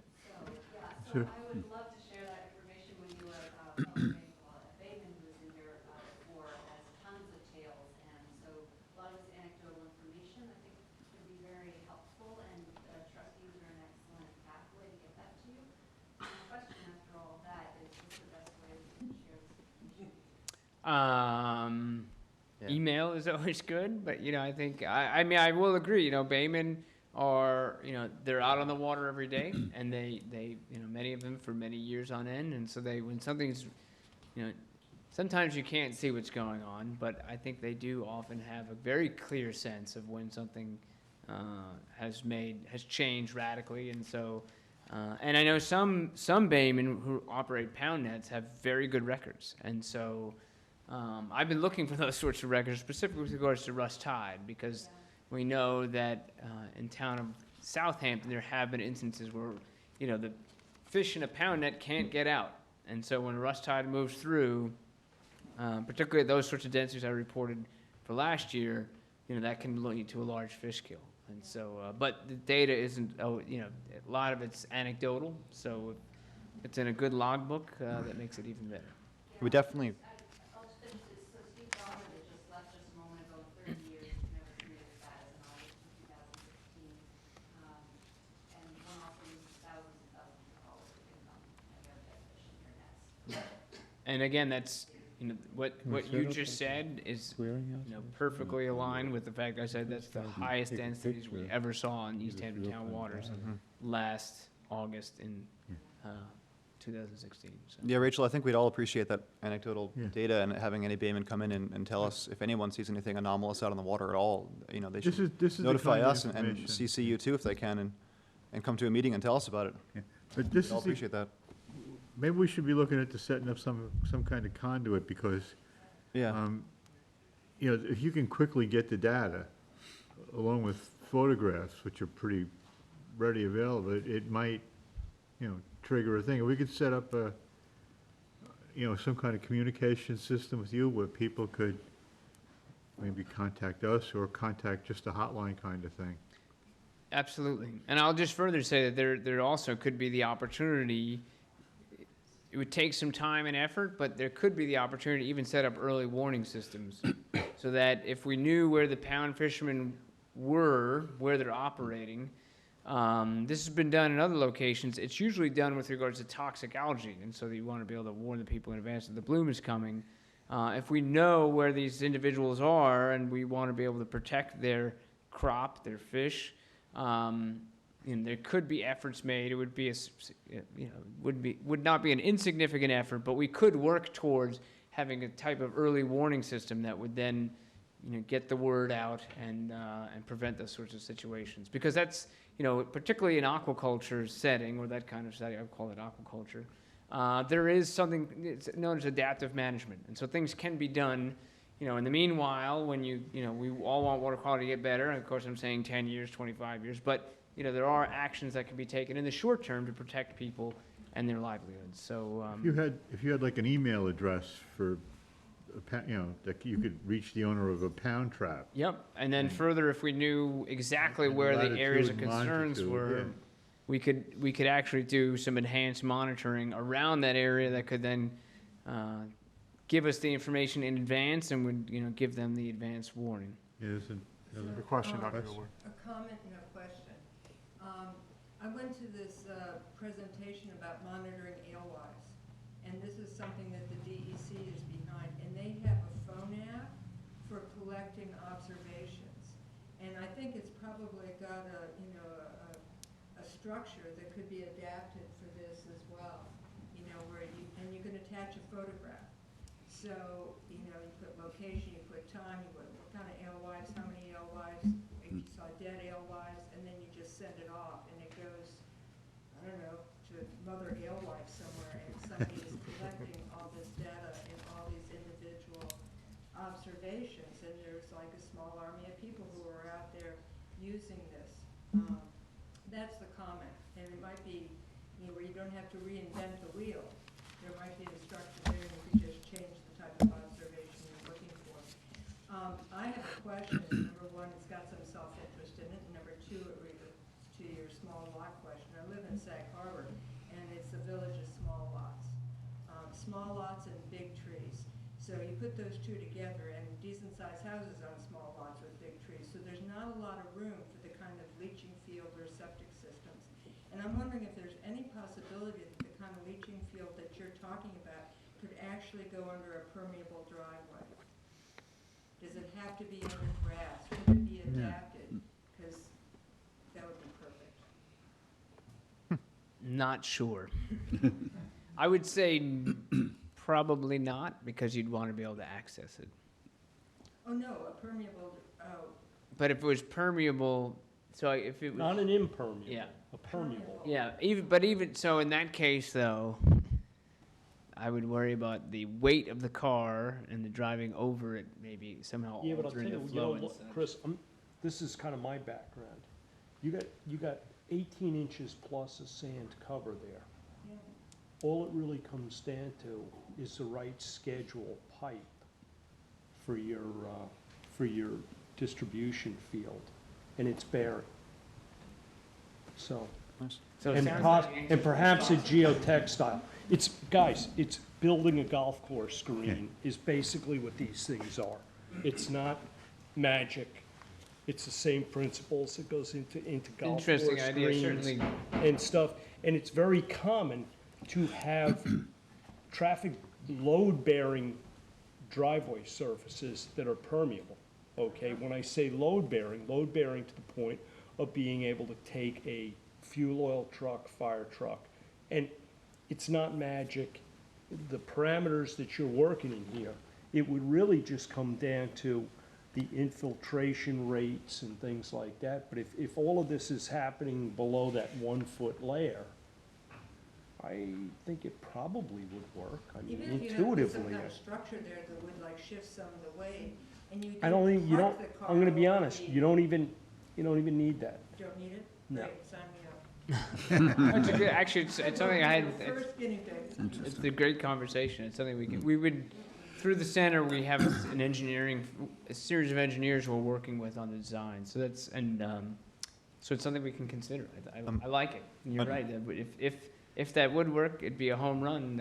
It would be such a home run, because Yeah. you're not gonna get rid of the trees, No, but, and there's and one just of the, not that much. and one of the actual dilemmas yard. that you have in portions of Sag Harbor, you've got small lots, big trees, and low-lying properties. Your proximity to groundwater, some of these properties are, you know, well, you know what's in your basements, or not, or the basements that you don't have.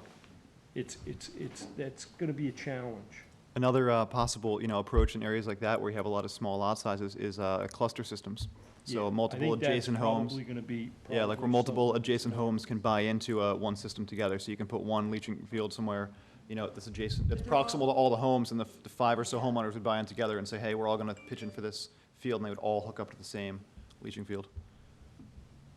In my particular neighborhood, I don't see how that would work. People wouldn't, But what do you think, the people wouldn't want to buy in together, or do you think there's, it wouldn't physically?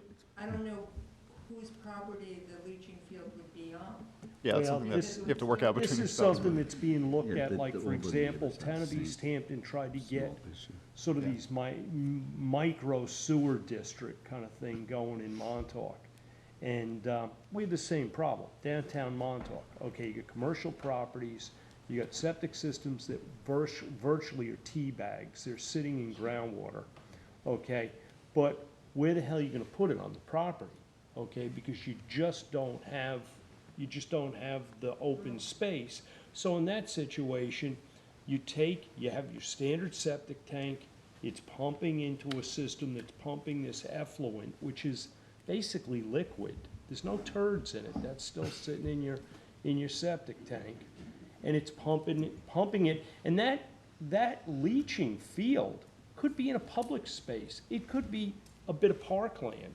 It could be some properties that perhaps CPF has sterilized or that, and that may be a way of solving it there. Yeah, well, those alleyways in Montauk. You know, I don't think that's a practical deal, you know? Chris, one other question. Mentioned Aquatic here, but I don't know if I missed it, but I don't recall there being a slide on the residents, on the groundwater travel times in Aquatic Harbor. Do you have the data? Not yet. Okay. I pulled out the ones that were currently available. And also, and nitrogen But loading? that all will be available this calendar year as part of the sub-watershed study. So I put in what was available as sort of preview. Yeah, I just imagine with Lynn's concern about Sammy's Beach, I imagine like Gerard Drive is a similar situation. Yeah. So that should be available though, Yeah. like I said, in the coming months. Great, and also the nitrogen loading for that harbor too, right? That's great. All right, thanks. Anybody else? Okay. Well, thanks for your attention. Thank you, Chris. Thanks, Chris. Thanks, Chris.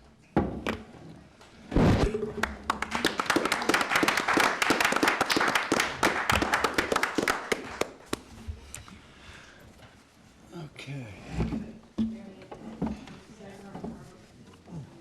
Give them a few minutes to, You know, with the- sure. Okay, we're going to take 5 minutes. I just wanted to show you this. Several years ago, when I was on the board, we came up with the idea of making something like this with the trustee. This is what you get when you go to Washington. Right. So the text of the trustee, The Donegan Pat, the Donegan pad, I would love to see that. that would actually be very cool.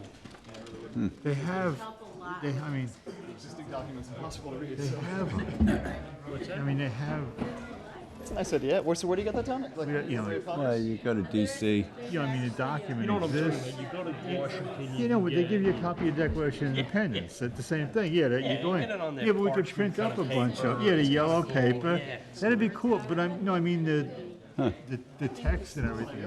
This, Documents company. All right. it's in formats you could Great. print a couple thousand of them out on yellow paper. That was good. I think we uncovered a lot of things. Yeah. In the contract with him, you know? I gotta get a climate. Like the idea of testing sediments in other harbors to see if we can identify the spots that Kids, might I'm be so old, I get a dredgeworthy free one now. in all the harbors. Place that, kind of lit up on that map was Thanks, All right, Rachel. Thank you. the north corner of Hands Creek. Mm-hmm. Yeah. Hands Creek area is just in All right. There's a lot. a lot of trouble. You didn't talk about Napeag. Napeag, I see some of the eelgrass beds just Yeah. dying on. I mean, Yeah. this wasn't, That could be- this was kind of his presentation tailored for this meeting. Oh, yeah, Yeah, absolutely. yeah. Yeah, the temperatures are a huge issue factor.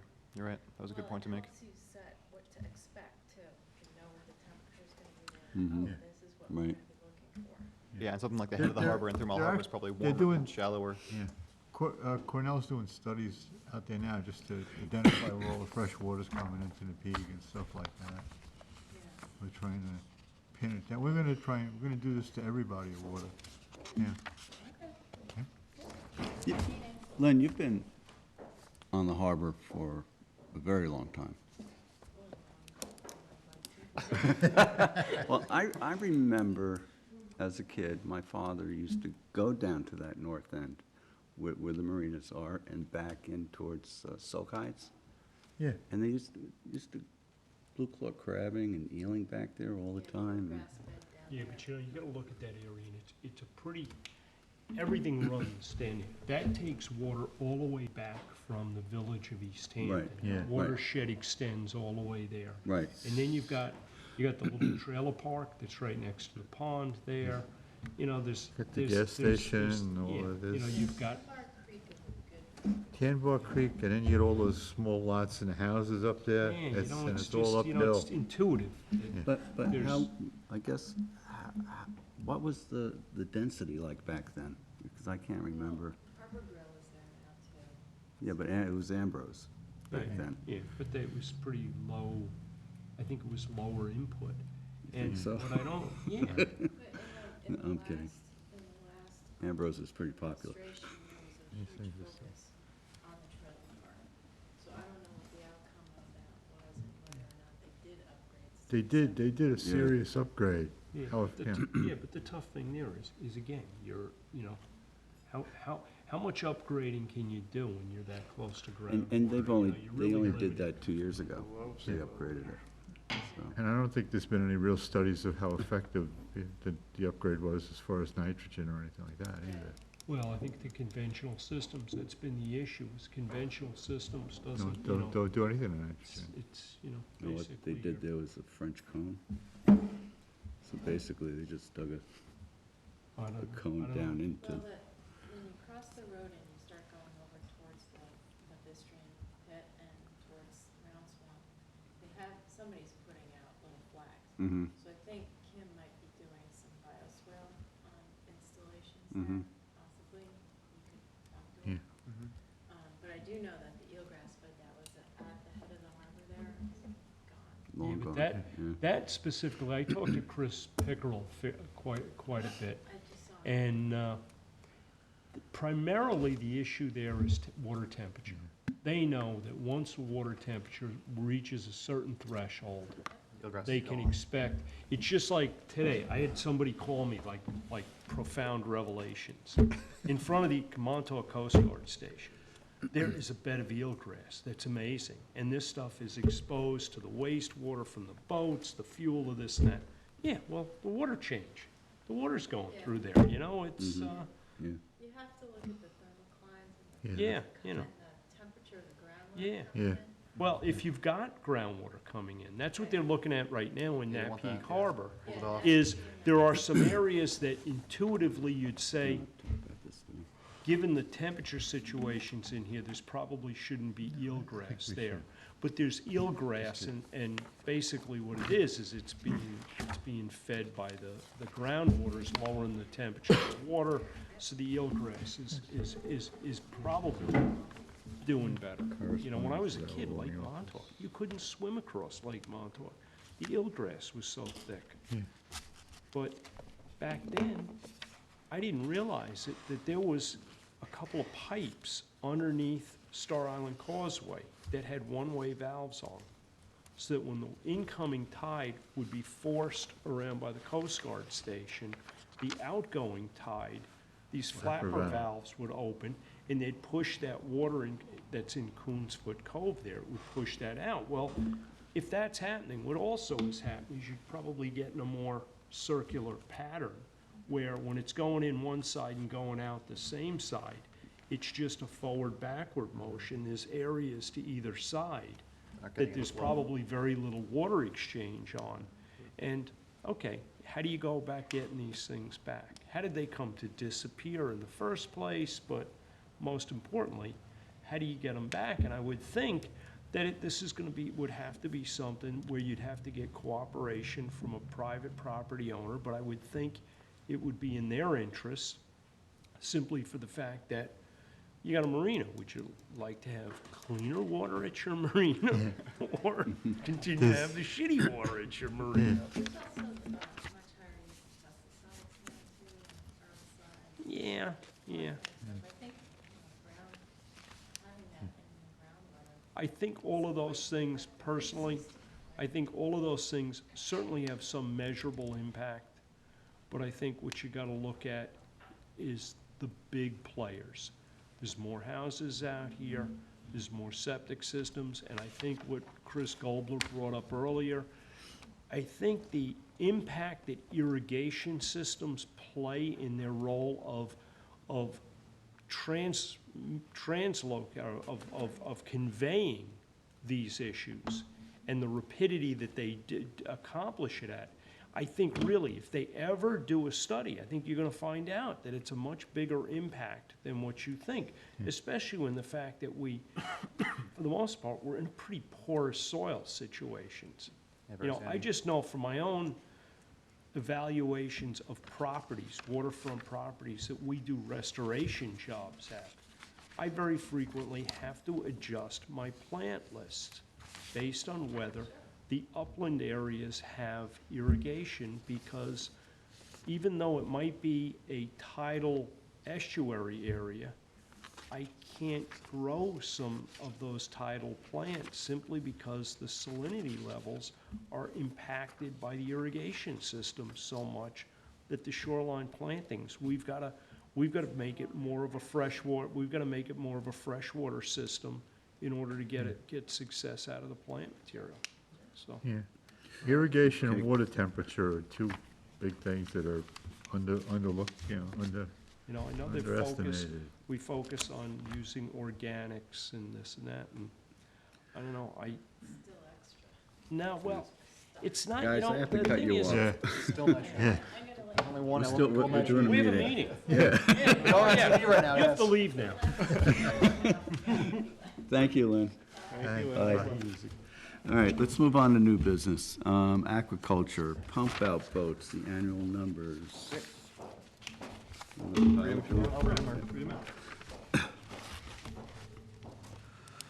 So we have our great two pump outs, you know, 3 Mile Harbor and Montauk. They've pumped out a lot in the past year.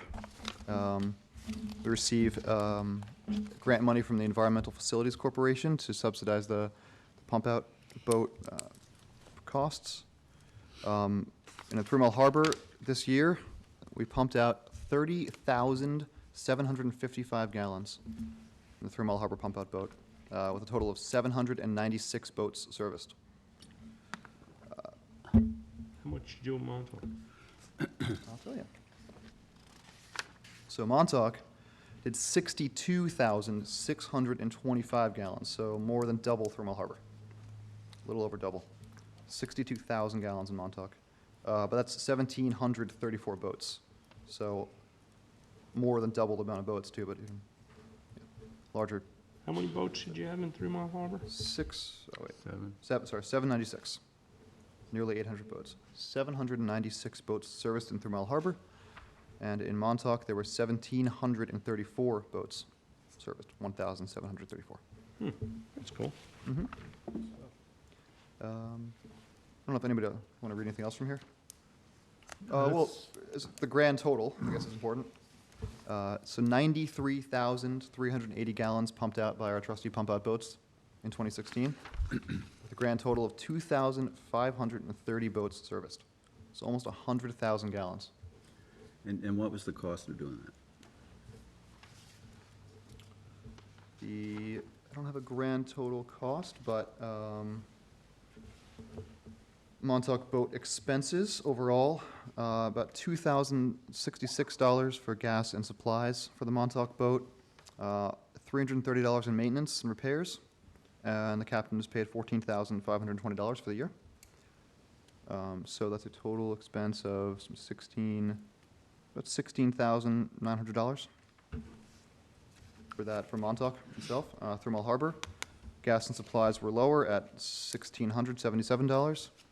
Maintenance and repairs, though, on 3 Mile Harbor boat were $1,971.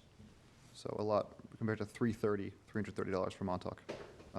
Believe that was due to out of order due to All a you need is broken one underground part, line. one part. It's a boat. You know, it might change, it might flip next year, who knows? I know, but what year's the boat, you know? And the captain's salary is the same, you know, for 3 Mile Harbor, of course, so Yeah, it's plus 14,000. one. So 3 Mile Harbor did cost us a bit more than Montauk altogether. Let's see, about 2 and 2 and 4, so maybe 18, around 18, 19,000 for 3 Mile Harbor. Okay, and then we got reimbursement. And we got reimbursed from the Environmental Facilities Corporation, but I don't see the number here. Lori, do you know the reimbursement? How much? Is that what it is? 10,000, 10,000 returned, so, worth 5 apiece. so it well worth the cost money. us $14,000 out of I pocket. think it's well well worth worth the it. money that Take was care of almost 100,000 gallons of, Mm-hmm. Yeah. Jim will say the word if I don't. Thank you.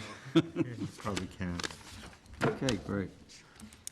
Georgia Ponds, application of R. Plotnick for staircase construction at That's Okay. beaches. That's beaches, but anyway, why don't we go okay. ahead and take that? Hey, this was kind of confusing to me. The application came in, it had a survey that was from 1991, okay? House apparently was built in 81.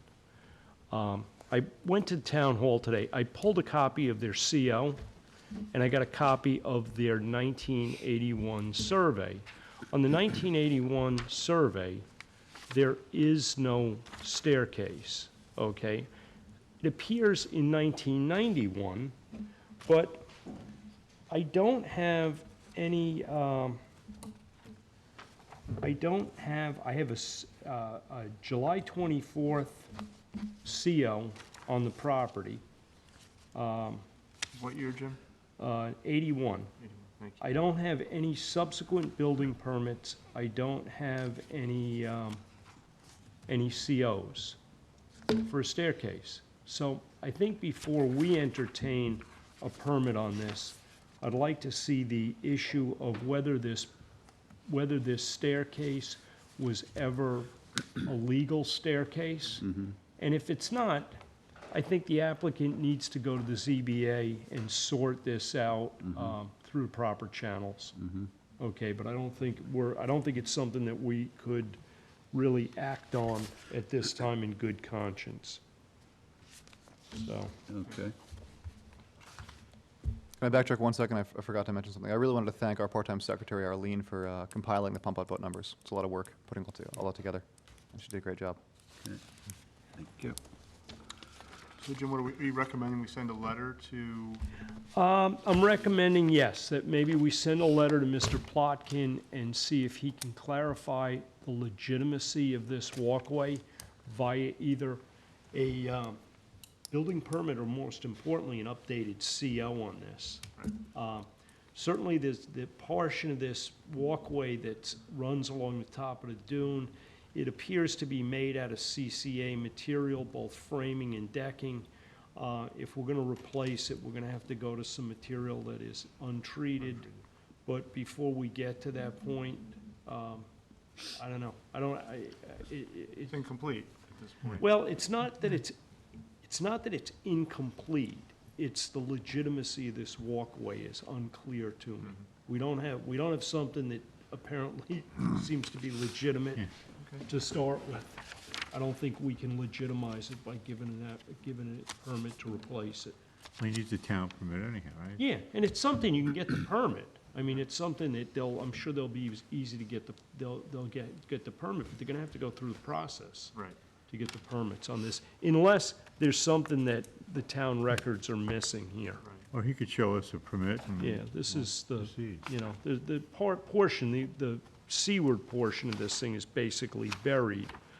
But they provided a survey, which is dated, resurveyed April 30th, 1991. It doesn't say to what purpose. Usually, you know, something, you're trying to get something in here, you know, as the property's under construction, they keep updating it. The original CO survey, which I got a copy of, doesn't show any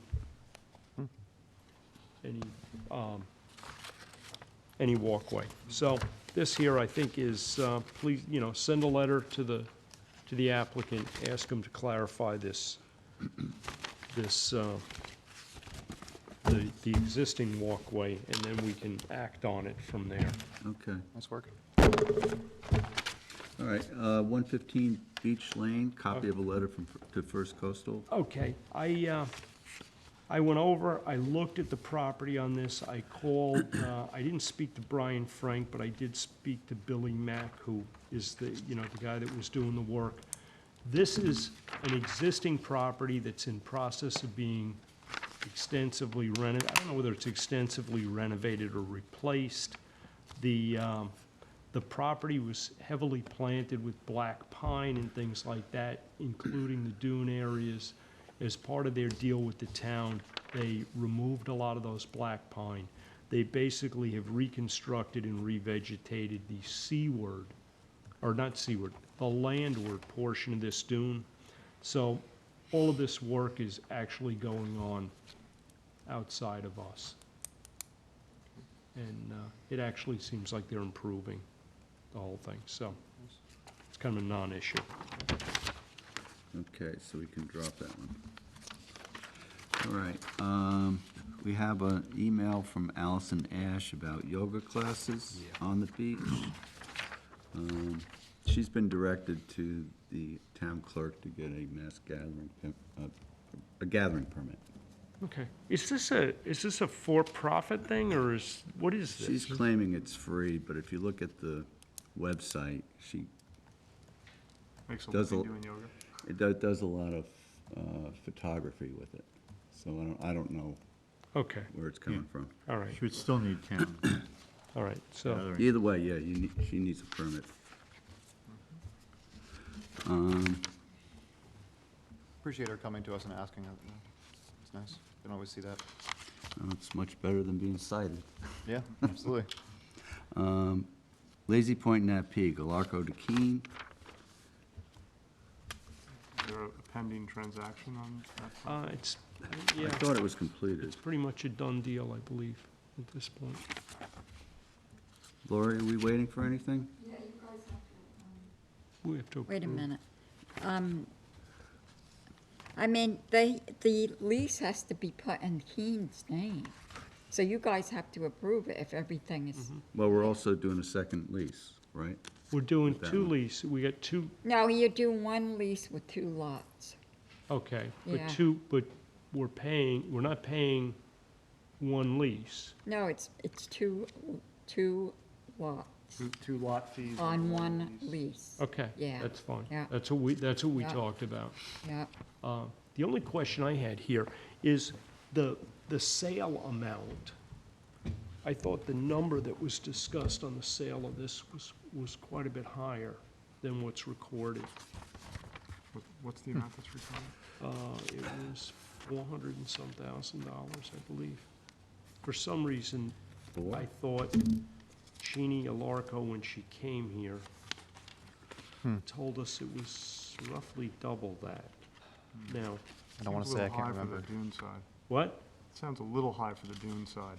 Okay, maybe this may have been just a, 470. yeah. It's a low number in this town, but, Yes. so I can You see think why you'd be that's high? surprised. but- No, I don't think 470 is double that would be a little high, I think. Okay, all right, For so the- no, I for just, the- 'cause- no, I The just, meadow side of the street. all right, because we've looked at some of these others that have transferred, Yeah, on the waterfront side, definitely. all right.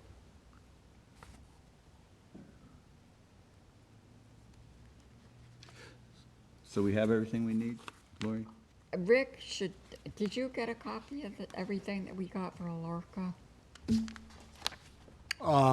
He should look at In it. here? I haven't looked I at it. don't know. I thought that I emailed it, but I don't know. Maybe I did. I don't remember seeing it. Yeah. I don't remember seeing it. Okay, so,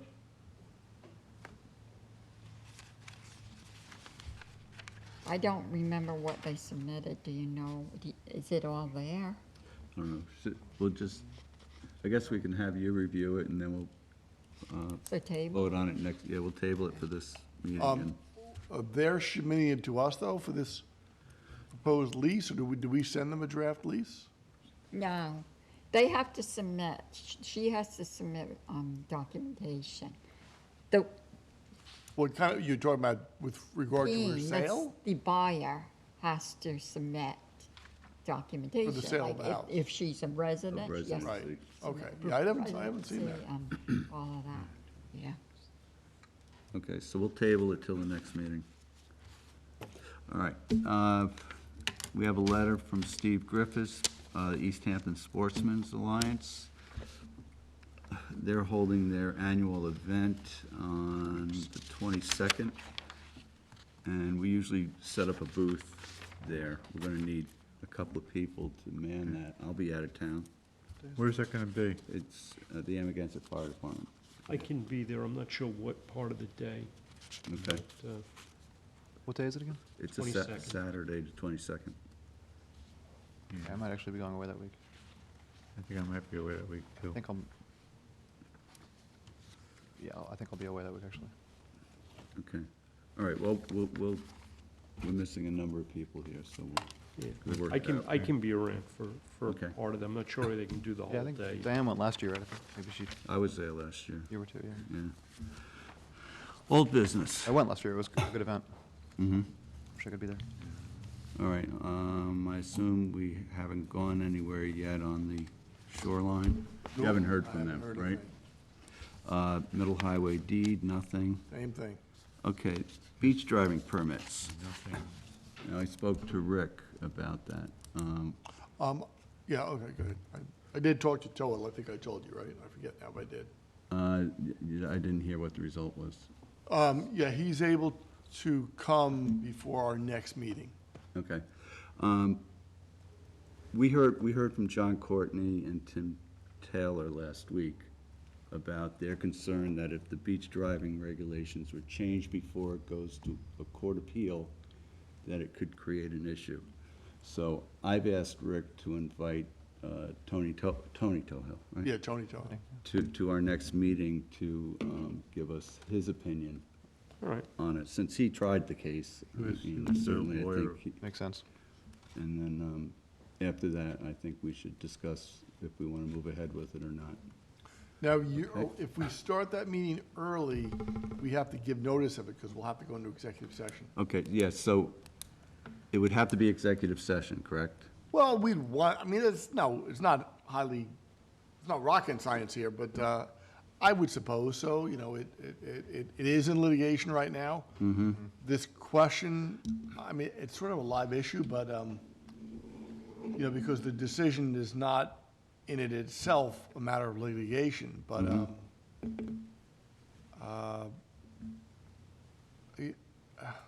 let's assume for now that we would. I have to talk to Joel, I might want to get his opinion on that, but I would imagine that because it pertains to the current litigation that's still out there, that it is an executive session matter.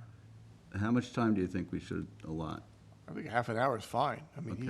it's not gonna take him long to tell you his point of view. Okay, can we plan the next meeting on the 24th, I think it is? Yes. Yeah, 24. 6 o'clock? Yeah, that's fine with me. And Work for you we guys? have Barley coming also that night.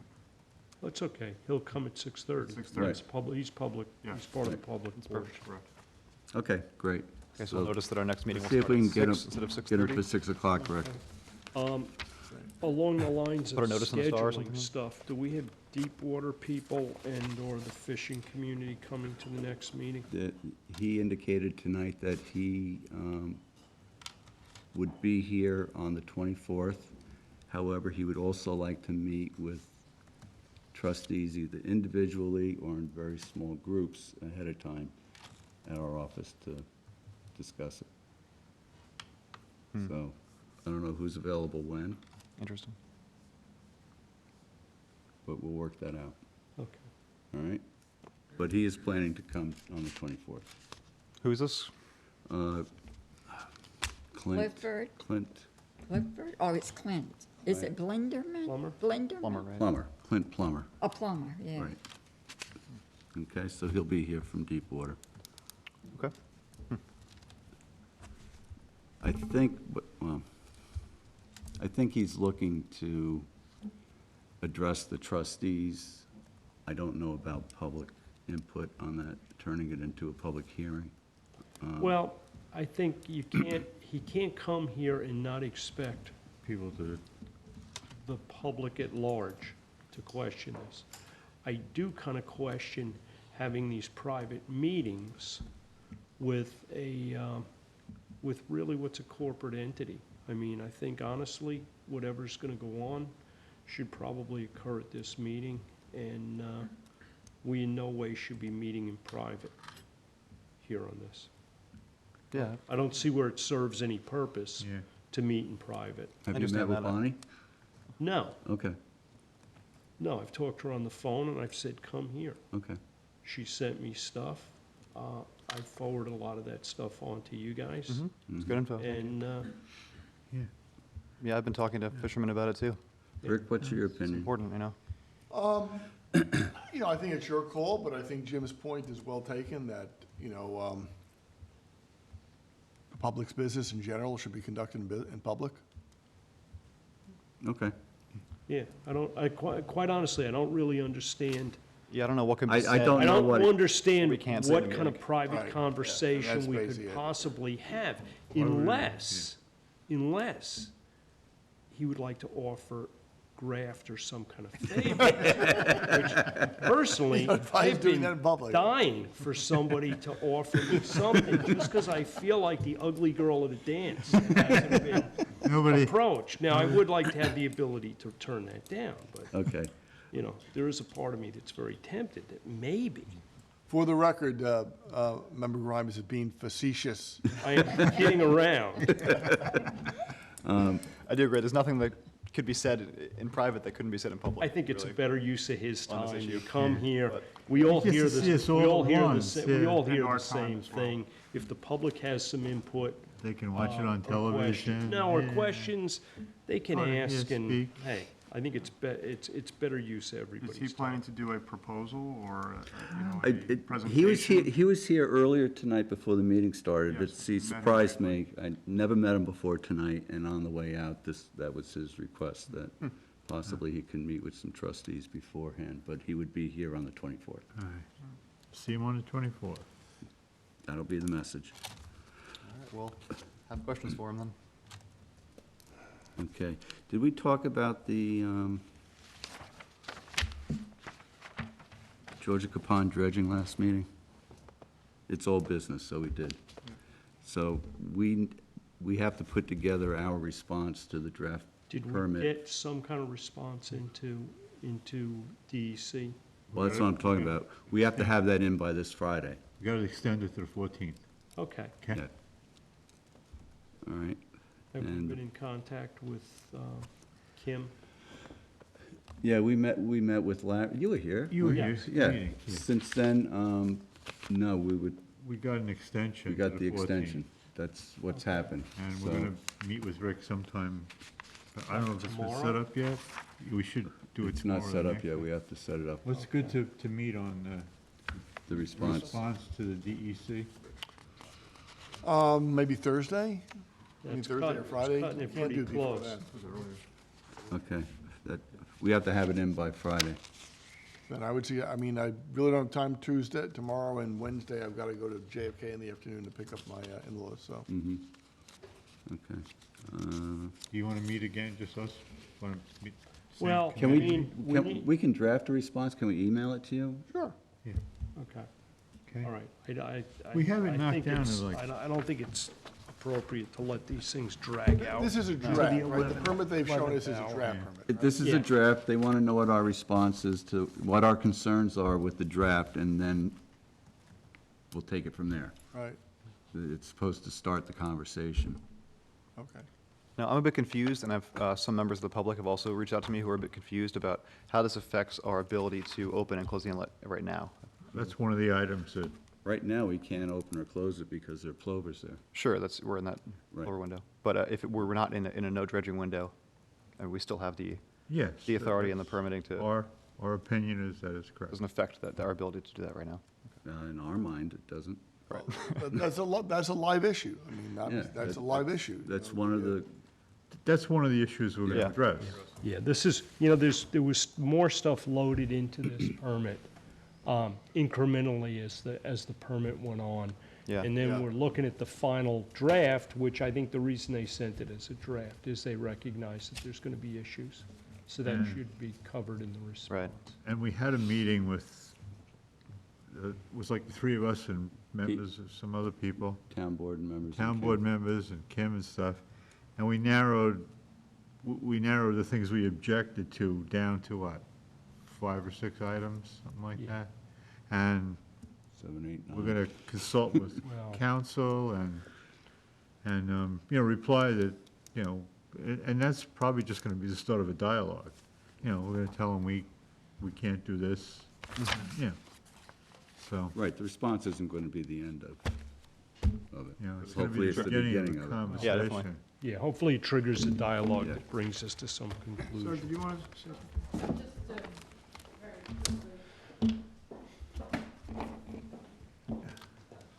Regarding the permit to dredge, Sarah Davison from Friends of Georgia Pond Foundation, I just hope that, this permit is so important that I hope that the deliberations don't delay and prevent you from getting the permit for the fall season, because obviously we're all depending on it.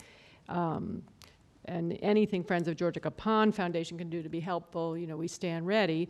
And I'm just curious if you can elucidate on the nature of the correspondence between Steve Latham and George Hammerth that you have in your minutes I there. had the same question. Oh. Is this a new letter? Or is this the old letter?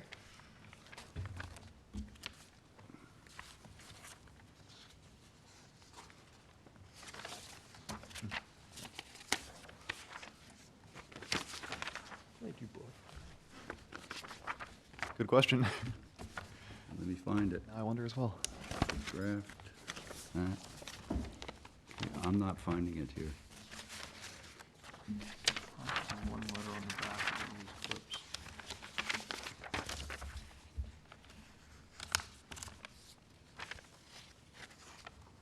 Hot.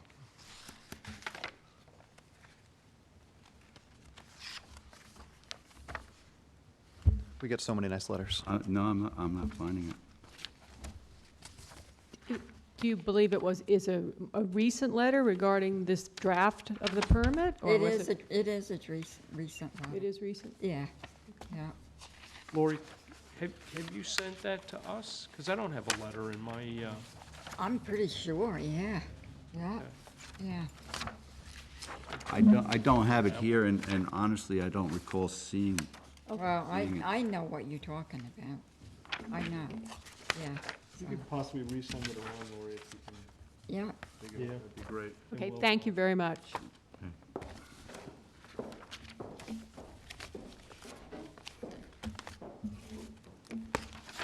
Well, we can get together soon. Tomorrow. Okay, committee reports. Aquatic dredging, excavation, inlet, and culvert results. You want to talk about? It's done. It's- We've completed the excavation of the inlet, and the culvert is open and cleared. And I've been down there during the tide changes. Yeah, I was there and today when I was changing. It looks, It's flowing strong. looks very nice. Yes. Culvert's Like working. water's moving through, through there, really good. Great. I know there were some concerns raised about the impact of the culvert being open, so I think it's in all of our best interest to be observing any changes that we notice in the area, particularly the ends of the marsh beds. There were some concerns about erosion taking place there. Well, there were complaints that it was closing the ends of Yeah. the trenches. We have 4 years of data now. I think we're in a position to make a scientifically informed position. The culvert was That closed. it makes it more tidal, I guess. This when is it- one of the neighbors living there. that- Higher and lower You tides. should have a copy of an exchange of emails. No, I don't. Oh, you don't have that? No, no. I have that one. I feel like I'm out of the loop here on Oh. so many different Well, levels. no, I would, if it has to do with I'm aquaponics, not on Aquabot. you're not on aquaponics, so I wouldn't get have you. I know why emailed you- it to you. But we, Me on that. That's okay. Yeah, these are old emails, but there's a new one attached to it that went to Chris Gobler. If you'd like to take a quick look at it, you're welcome to. Anyway, it's a concerned resident down there who's observed changes when the culvert's been open over the years. Negative changes? In his mind, yes. changes, yeah.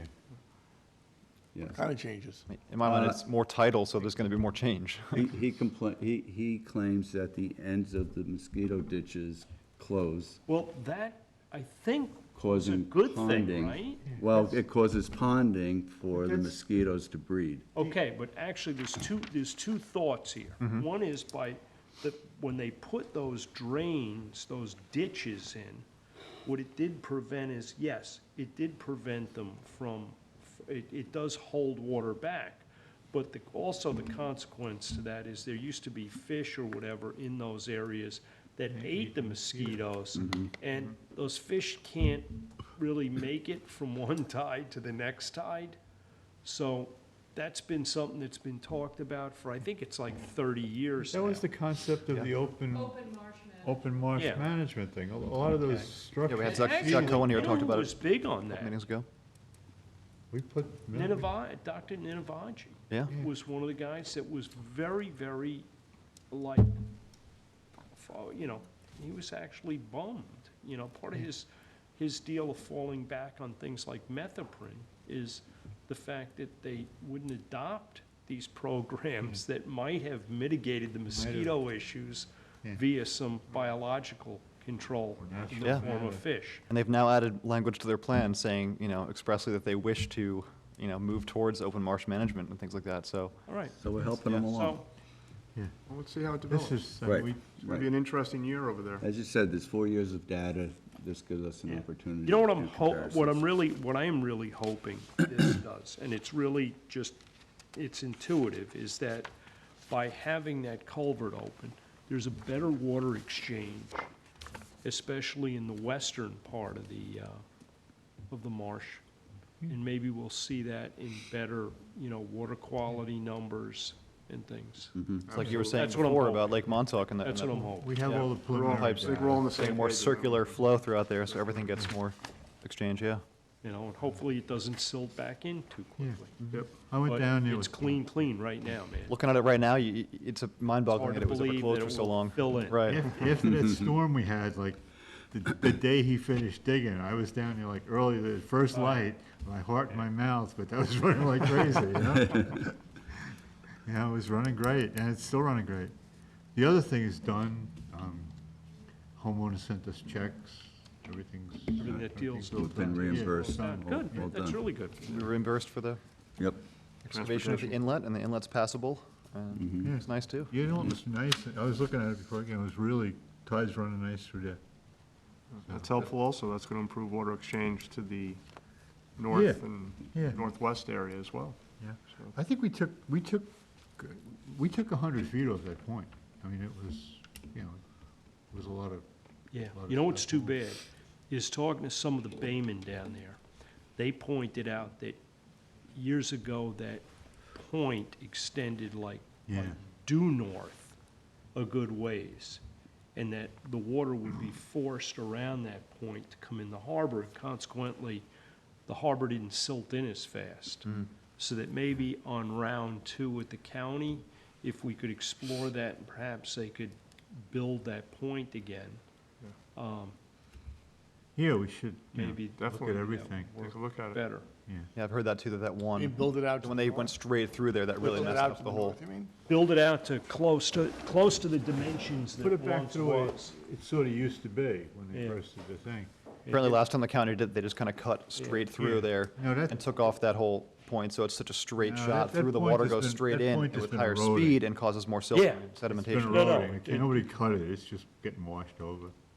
Yeah. But yeah, Yeah, but I mean, if you'd you could, almost need structure. It's a project that you want to look into quite a bit before you do it, I guess. One of the Baymen was mentioning that too, that when he came to a meeting, I forget who it was now, but he was saying, Yeah. even suggesting putting some boulders like that, like some kind of Yeah. structural elements there to You got to Well, plan that keep out a that little point, bit. but I don't, I'm not a fan of hard things on Happening is beaches, very but. simple. I mean, your littoral flows from the north. So that sediment coming down along the beach in the north is tending to move the inlet south, and it will always do that. The inlet wants to go south. It wants to go back to Go where back it to originated. back where Before the county moved it, yeah. Right.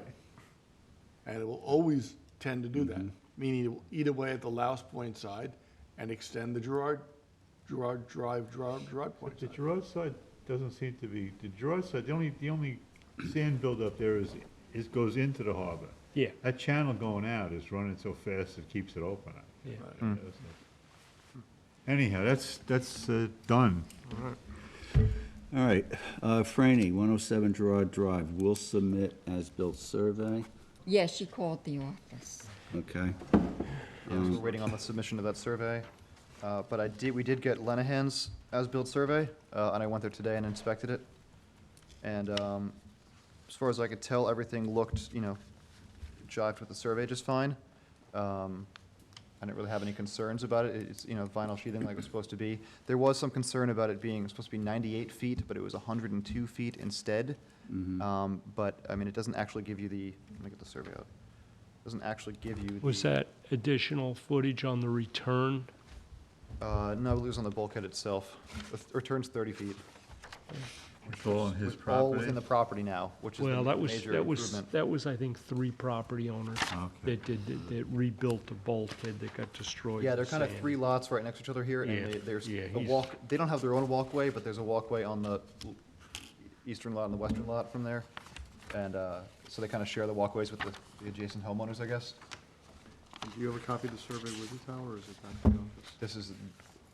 This is the as-built survey. It's just, I printed it. It's a so- sketch. Did they, Tyler, did they do the revegetation and stuff over there?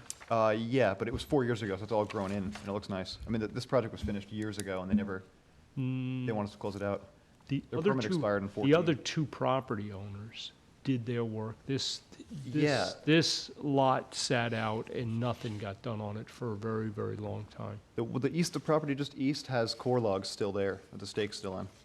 This property had no kind of revegetation infrastructure Yeah, there. well, It the was property to just the east is not grasses. part of this. That Right. wasn't, they weren't part of that. That's probably something fairly recent, Yeah, the core logs. yeah, I don't know how recent it was, but there were core logs there. The property just east of that has a very eroding bluff that looks pretty Yeah, bad, and yeah, they I'm should talking really about, all of respect these that. properties were to the west. Okay.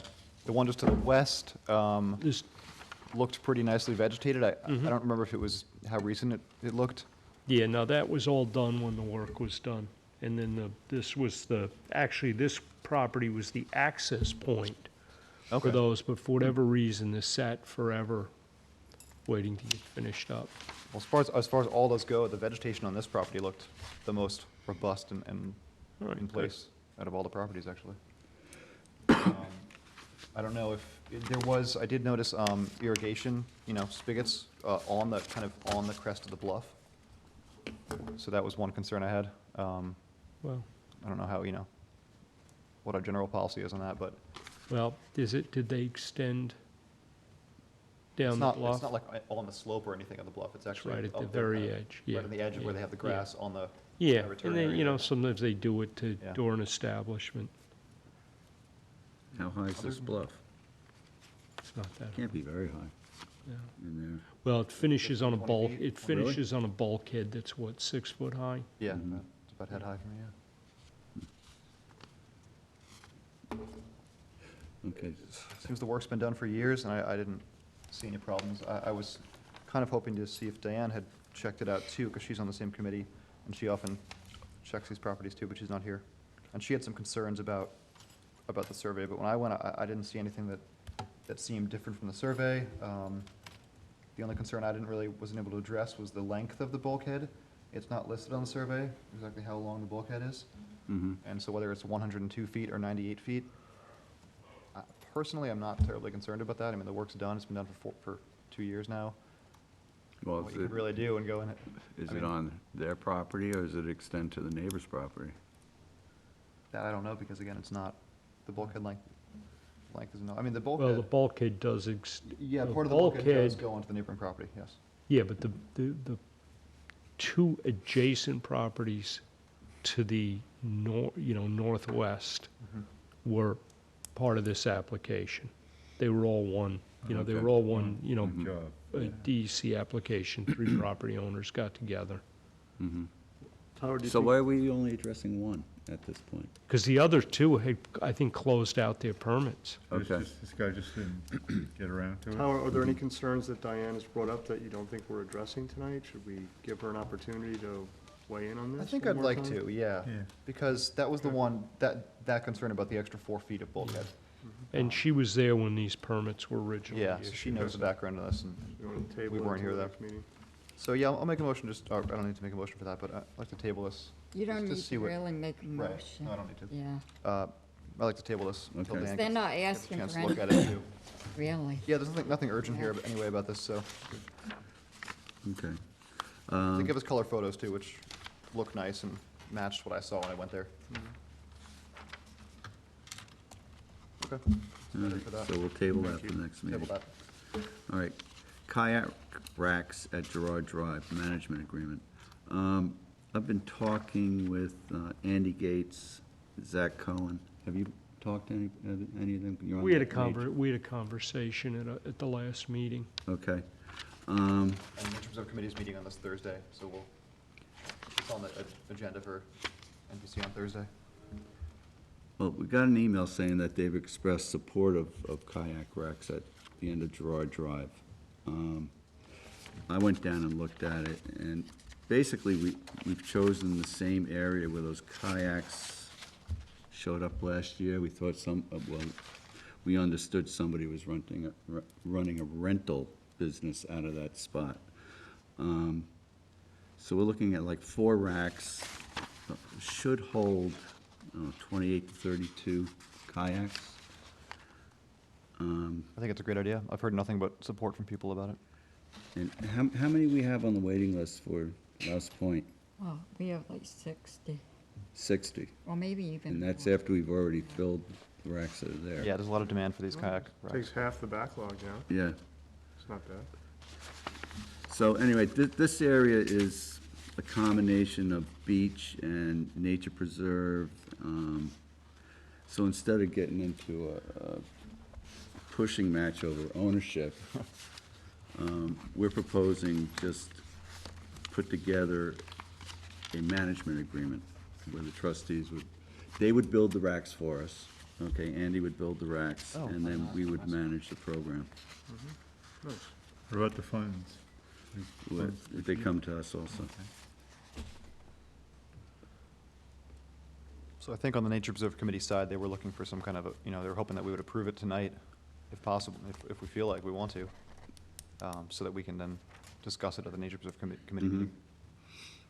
So, I'm good. I mean, Someone wanna I'd make a motion motion? to approve the placement of, to approve entering a management agreement with the town and the Nature Preserve Committee Can we for these kayak have a racks. vote with the number of people that we have here tonight? Do you have 5 people we out have of a 9? So quorum, yes. right, We have a quorum. Quorum. If it's Okay. unanimous, it All right, passes. cool. All right. I'm in I think favor Diane of was it. supporting, Tim was supportive of it, and Brian seemed supportive, and I would second Tyler's motion. All I'm in favor. Aye. Okay. So we'll move forward I don't want with to speak this. for anyone else, but I remember them being supportive. We'll have to hold another lottery, or just work off the, No, we're Wait gonna list? just take the people from the list, okay, yeah. all right. I mean, great. we're gonna do it as a lottery, but we're gonna take the list and do that, yeah, From the list. yeah. Okay. yeah. So you're saying you'll take everyone who didn't win the lottery, who Yes. applied, and just lottery just those people? Okay. Yeah. But if anybody else wanted to jump in there, they don't have the opportunity? Well, they, I'm sorry? If somebody else wanted to apply to go into that spot, we're Yeah. saying we're not gonna Yeah, accommodate but that, you we're see- just going to re-lottery the people who didn't win the last point lottery. Well, I don't know when we're gonna be doing this. When- Well, as soon as we have an agreement Yeah, to as build soon them. as the agreement is signed, yeah. So you're proposing we take the leftovers, throw them all in a hat, and hold a separate lottery sounds fair. with those who have already applied? Well, We the we thing had a is- We have cutoff a date for waiting the list or anything, applications, right? correct?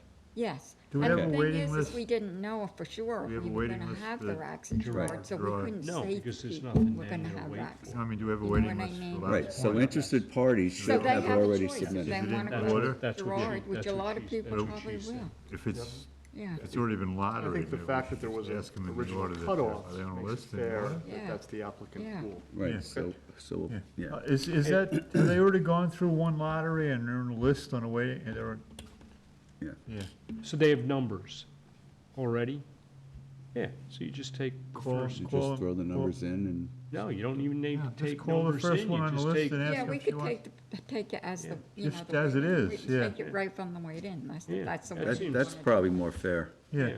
they've already been through one lottery. Yeah, yeah. And so we just call the next person, tell them we have something available at Gerard Drive, if that would meet their needs, and then call the second person.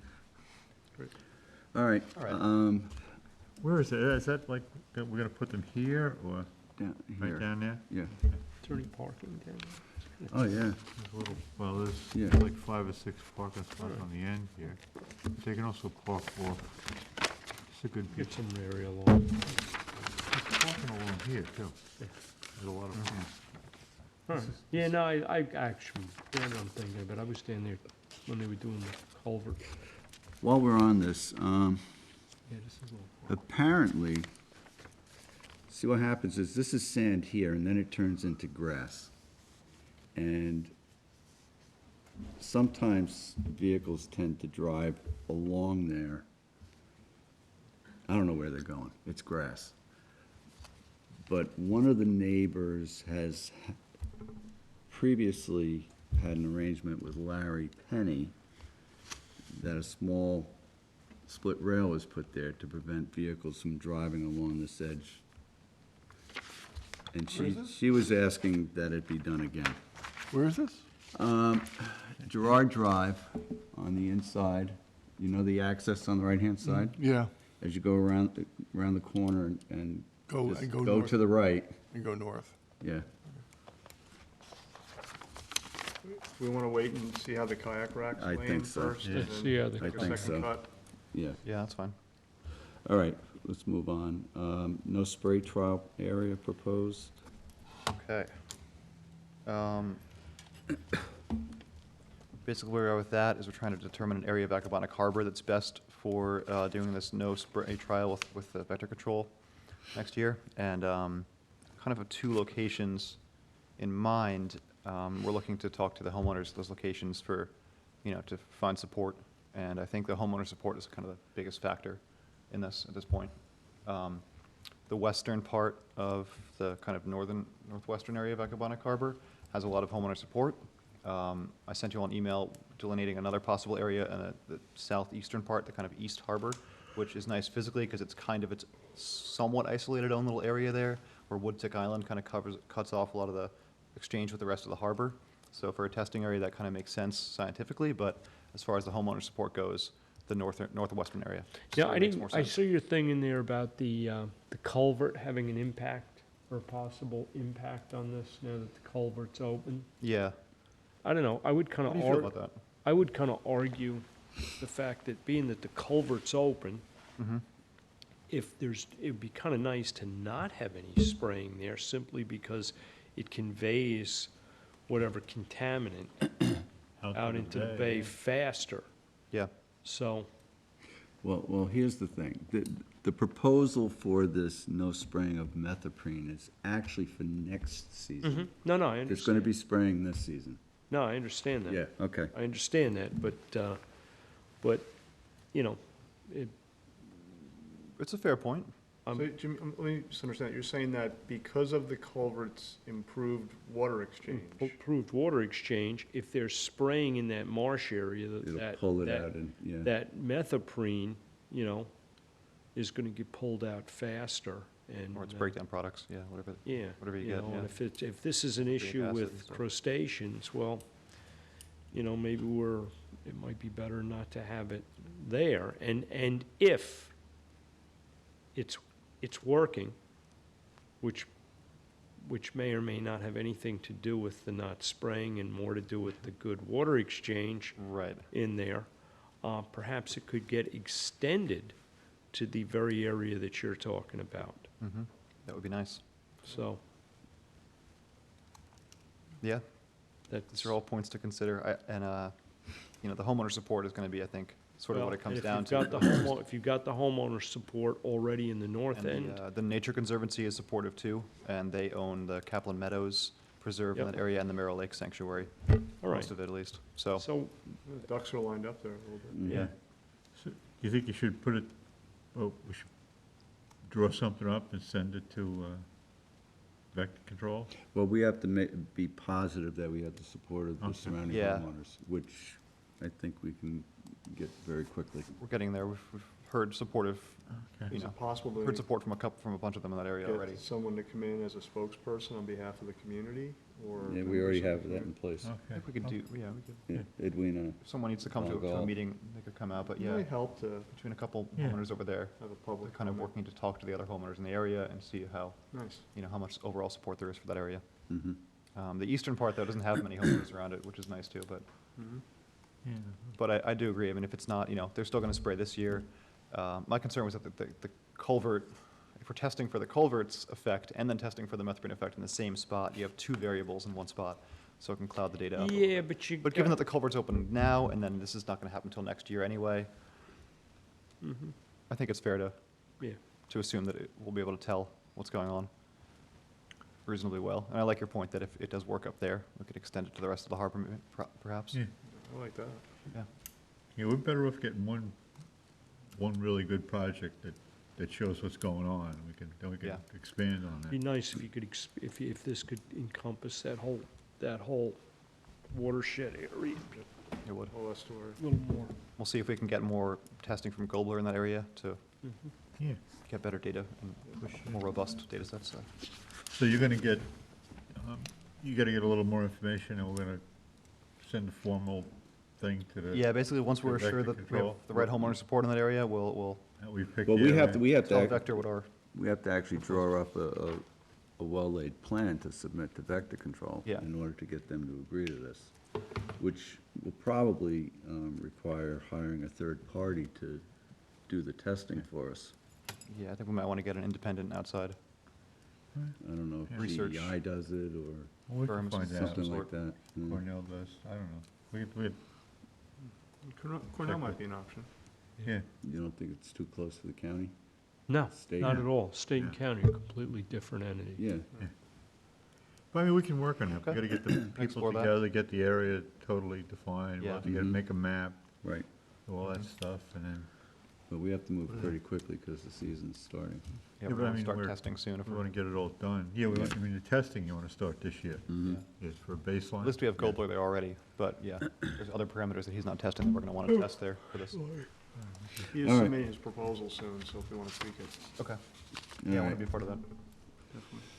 It's 9:00, let's keep moving here. Beaches, adopt the beach program, You let me talk again then, if you're trying to get moving? That's the best idea. keep it short. All right. Well, I drew up a kind of proposal for an Adopt a Beach application based on the Adopt a Road application, which Steve Lynch gave me the okay to kind of take that and sort of work from that as a template. And I sent it over to Rick here to kind of review, but I think you finally got it today. And I don't know if you had I'll time look at it. to look it over much, Yeah. did you? Yeah. It looked fine to me. I mean, I think, there's a couple grammatical things that obviously took it from the highway department. Yeah, there's still thing. tweaking to be done for sure. Yeah, I mean, some places, they have it because it was the department. and Right. the trustees aren't an it, so there's a few minor, typographical things like that. It was fine. Really, the only legal issue is the release or the form that they have to sign. And, I took a look at that as, I have no objections to it. And I added some language that, expressly, what's the word I'm looking for? Exhibits the fact that there's no claim to ownership or privatization of any Right, so sort. all the in beaches are adoption of private. a You're beach not, you or don't get public. anything by this. You don't guarantee you get to put up a sign. It's like, Right. basically, you don't get anything out of it really from us. Some of it was maybe a little bit I mean, I noticed they have to wear trustee-approved, clothing and stuff like that. I mean, you can look at it. That was, again, the highway department language that Yeah. I did find and replace in Microsoft Word, and I just took highway department and replaced it with trustees. I mean, the highway department might be having that there because you're walking on a road and so you need a safety vest or Right. something like that. I wasn't sure if that was necessarily appropriate for our purposes. Yeah, I don't know if safety vests are, but I think that Right in you the want to code, provide bathing suits. gloves, gloves and bags. Yeah, and maybe, some maybe kinds of gloves, sticks. but I mean, look, people Yeah, are yeah. really gonna do whatever they're gonna do, so. Yeah.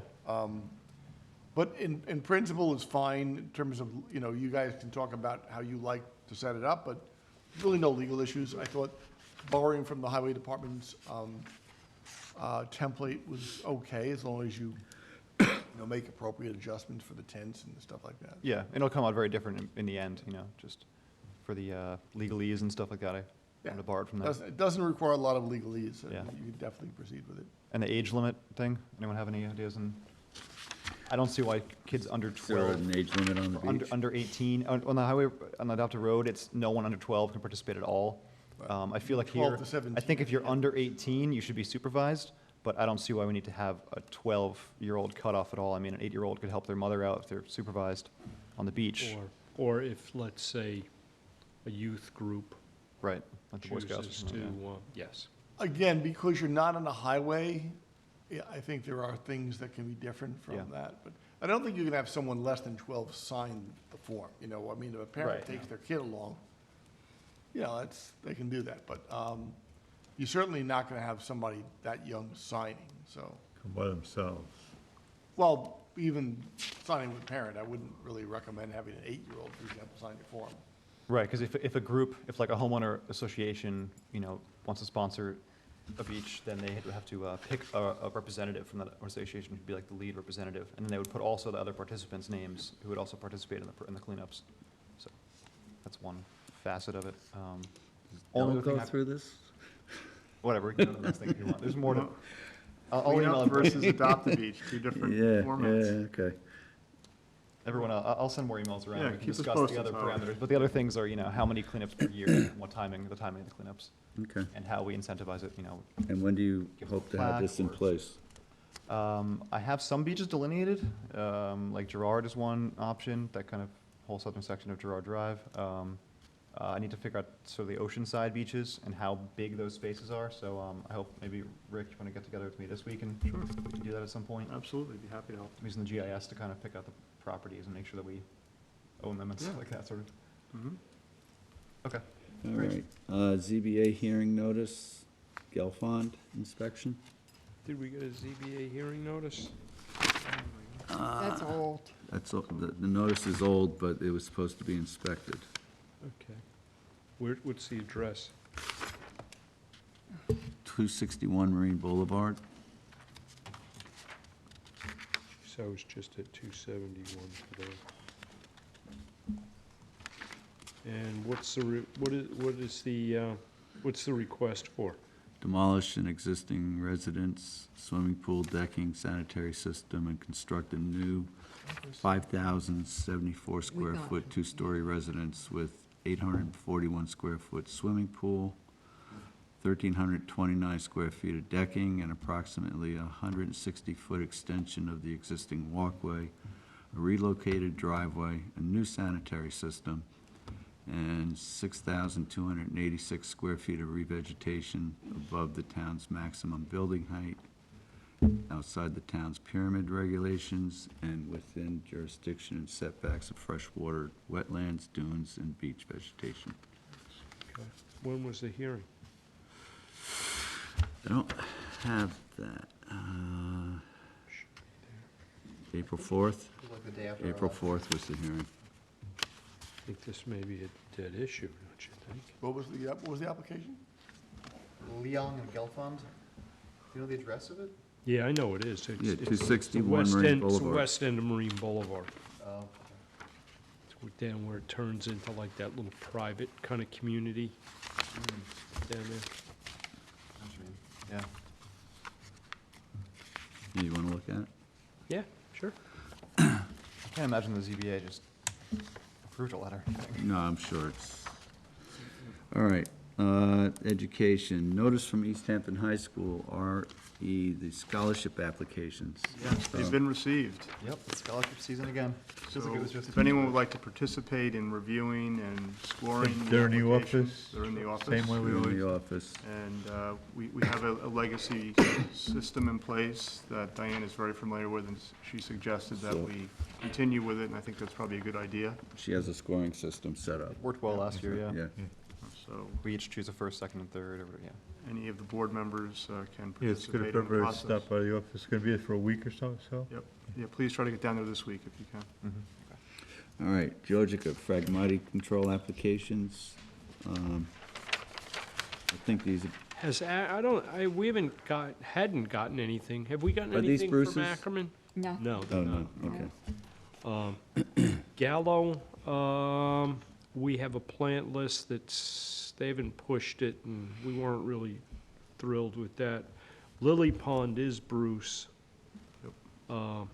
He said he had nothing. Okay. One Association Road is the same application, same agent as Gallo. Again, no thing. I did meet with Brian Frank about One Association Road last week. He has not written a response on that yet. He's told me he would call me and we'd get together and go over that when he did it. Okay. MMR, I think they're still trying to square away with that walkway / dock that's there. That was Jim Walker. Yeah, and there is a picture. It does appear, it's kind of like a crop circle. It does appear in this picture. It's very faint, but there's something there from whenever. And he was trying to get that squared away. Yeah, where the hell's the He problem? was planning to visit us to discuss this, wasn't he, Jim? Oh, yeah. Yeah. Is it up here? I thought it was in here. I thought it was in here. Anyway, he's hashing that out with the village, and I'm sure we'll hear from him at some point. Okay. Perella, did you get anything from Perella? I met their contractor on site a couple of weeks ago, Brian and I, and I asked him to sort of beef up the re-veg a little bit and actually possibly extend the core logs a little farther than he talked about. He said he would get me some sections on that. I thought we would actually have them tonight.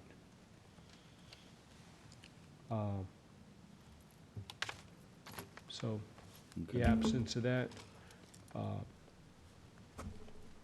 Table. yep. Walter and Wheel, I met with the applicant's agent and engineer a week ago. And this is an excavation Phragmites removal as opposed to hand removal. They've got access into the property. It's a very doable project. The only thing is, again, my concerns were the degree of the revegetation. The plan that we have has just revegetation immediately along the shoreline and as emergent vegetation. I spoke to the engineer. Drew Bennett, he said he would be happy to draw in and puts a little bit heftier buffer in there, maybe 20 feet like the village is asking. Great. There's a bit of, there's a pre-existing pool equipment that's probably only within 30 to 40 feet of the wetland edge, which I did discuss the possibility of moving that. But I think what might be a way of just minimizing the disturbance to the property, because this is an older property, everything's grown in, would be to possibly repipe the backwash, the discharge, and move that farther away so that the equipment discharges a bit farther away. He's gonna make the changes to that and resubmit. All right, harbor management? Yes, Harbor Management had a busy weekend. We were out on 2 trustee water bodies doing the duck line cleanup. Jim had some volunteers, I think, and members of the Boy Scout over on Napeague, and removed a few duck blinds. I had some volunteers over on Scoy Pond, and we removed 3 duck blinds, and there's 2 more remaining there. So the process of removing the duck blinds is fairly time-consuming, and it's taking quite a bit of work. I also observed 10 blinds still on Northwest Creek. A couple of them look like they were used this year and are still fully functional, and there maybe were 6 derelicts. So I think we do need to do a little bit of work with our communication and education with our sportsmen's community to emphasize the importance of removing your blind at the end of the year, because we're really starting to get a backlog of derelicts. 22nd. Yeah, Perfect opportunity. Yep, and then the other thing I noticed is now that it gets later into the season, now you have some This is wild waterfowl starting to Oh, wow, nest. that looks good. So The you- roost for the ospreys. Well, in the yeah. immediate area. Yeah. So, we don't want to That's disturb good. the nesting process Right, either, so it's important that they get removed in a I'm timely looking at a manner. bunch of guys. Rick, That's a good point. you know that Arlene sent out second notices. Yes, Yeah. yes, I did, yeah. Arlene was great, she sent out a couple of Osprey roost. notices. I'll talk about it when And, 3 Mile Harbor comes up, but. And then, and Jim's group also did an osprey roost, which is a beautiful. That's in Peak Meadow? Yeah, Yeah. It's a yeah, mountain, you know what that was, is last year we had that derelict duck blind Mm-hmm. that Pat wanted for her house. Mm-hmm. And the ospreys were using it to eat their fish and stuff on, and I thought it would be kind of nice to replace that with, hopefully, my hope is that the ospreys will use this, not to nest, but to roost on. And it's at a convenient spot that if you want to photograph them or you want to just observe them. And you did that with the Boy Scout troop? What's that? Montauk, you did it with the Montauk? We did Boy that with Scout troop? Montauk's Boy Scout troop, and it only cost 3 pairs of shoes to do, because 3 kids lost their shoes in the mud. I've had a couple calls from Yeah, parents. have they gotten home yet? The kids have, the shoes have not. I think they're gone for good. You're Great. talking about osprey, I And gotta, we took a couple duck blinds out of there as well. great. It's nice, Good. really good work. Yeah, good work. I don't know if this is like 3 Mile Harbor business, but I got a call from Paul DeAndrea today saying that the Tisdale boat now has an active osprey nest upon it, and it's floating. So I told him we had no intention Well- of moving it at all, and Well, Now, isn't no, active, I know that he engaged Mike Bettini to try to get out there and remove the nest.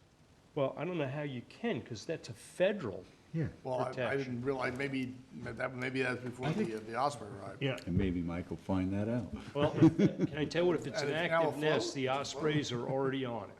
They're already, All right, well, it's too late. all for of them that. are set up. I told him, and I told him that the trustees had no intention of dealing with the, Does this barge not have value if you can float it? it's floating right now, so it's floating, so it's a boat. You know, I mean, it's not on Oh, a I bottom thought land right now. this was on the bottom. It's apparently Probably floating. was. Oh, okay. I went down there, and I went down there and witnessed it floating 6 I don't months know, ago. we've heard various stories. There's a lot of stories around it, but if it has an osprey He nest. was my yeah, friend, he's yeah. not my friend. Yeah, I don't know him, who is he? I don't know If it how it has a- got If it there. has an active osprey nest on it, I believe it'd be I a woke up federal one offense morning to and there it mess around was. with it. So Not allowed to mess with I would suggest they leave it alone. it. No. All right. Launching ramp, we got a hefty bill. We did. Yeah. Okay, well, the design services bill is a cap on, so what's our bill? $11,256. Okay. We're getting Um, close. Lori, we have a contract with them, I think the cap's 18? You have whatever, Yeah, we'll look at that when we get, All right, Yeah. all right. All right. Anyway, but um, you met with him. What We've met. transpired at that? we've met with him a couple times. The plan right now is to do one or two versions. Either place the new launching ramp in the same location as the existing launching ramp with sort of cheek walls and a catwalk, a little like you showed me, okay, to protect it, you know, from the wave action and put you in a little bit of a lee with the boats. Or to angle the launching ramp a little bit to the northwest. And either one of them, I've been contacted by some of the people that use it, and it didn't sound like either one of them was a favorable solution to them. So what we've done is we've invited those guys to the harbor management meetings to get their input. We had a meeting the other day, and I think what happened is it was it was almost a month ago that I told these guys to come. I think it slipped their mind, and I didn't get a hold of them in time. So hopefully we'll get them at next month's meeting. I'd like to get input from the users on this before we finalize with the DEC and before we turn this over to the town.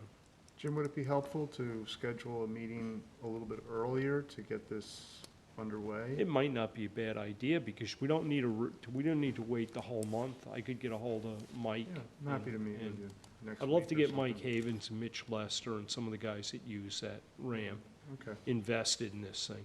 Why don't we set up a meeting the next day or two? All right. Get it taken care of. All right. Records and website, recommended changes to the new website. Yes, you know, the website's close to being ready, and I sent it around to the Records Committee to do a review and submit any edits, and I have received a series of edits, which I think were good ones. Diane sent some copy updates and things that were pretty thoughtful. Yeah, I thought they were reasonable. They were good. Yeah. So I'm going to incorporate those into the site, and then I'd like to send it around to all of the trustee board members for final review. And then perhaps we could do a basic vote to approve it going live, Okay. but we're real close. While we're on the website, Chris Gobler's presentation is available on the trustee website now. So if anybody missed the presentation today and they want to read the text of his report, it is on the website. Nice. Thank you, Tom. Okay. 3 Mile Harbor, application of Lobel Dashevsky to legalize existing staircase, 42 Hedges Bank, They were gonna, clarification. Did we get clarification from LPS? I thought that they were gonna be making applications. Yeah, what they're saying is that the planning board is gonna want the trustees' approval first before they approve anything. You mean the zoning board of appeals? Or they're trying to legalize the stairway? Yeah. Yeah. The zoning board, you're saying that? The building department, zoning board, whoever needs the trustees' approval first before they'll approve it. No, they don't. Yeah. Maybe they're just going to the building department, not the zoning board. I don't think we This thing wanna- touches the beach or does not touch the beach? Has anyone been there? I've never been there. I'm pretty sure it touches the beach. It must if we're involved. Yeah. I have probably Hedges pictures Bank. of it. I mean, our claim to the beach is much stronger than our claim to the face of the bluff, so that's why I asked the question. Well, here's my question. If it's already built, why would we want to approve something that may not have been built properly? Shouldn't the building Well, department legally. inspect it Not first? properly, legally. No, I'm talking about properly also. Well, Was it- that's a building department. The Right, well, that's what I mean. They're No, no, waiting but for this- us to approve No, something. no, but hold on, there's a process here. Was this a walkway that was pre-existing and replaced? It's a stairway Okay, but down, was, down a pretty tall bluff. okay, but was it permitted to start with? No, Okay, so no, you go back to the ZBA, you start with the ZBA, you're not starting with a building permit, you're gonna have to get a ZBA determination before you can apply for a so building they permit. should, they were told Say that, something. Everybody's at their role in this process. The issue for the trustees, to me, is not whether it was properly permitted by other town agencies. The applicant will have to deal with the building department on that issue. The issue for you is simply, is it a problem for you? Does it obstruct public access on the beach? Or is there a reason why you would not have it there? If you say, that's your sole issue. It's not up to you to decide whether, or even to really be concerned about whether other town agencies, the building department, the zoning board approved it. The question is, how does it affect you? Do we have a complete file on this application? we have an application, An application? With a survey? yeah, Photos? I don't have it here. well, it should be there, Here? yeah. I didn't see it. I think it just warrants a visit, really, I mean, and more, but I think a Whoops. current survey and a visit would be appropriate starting points.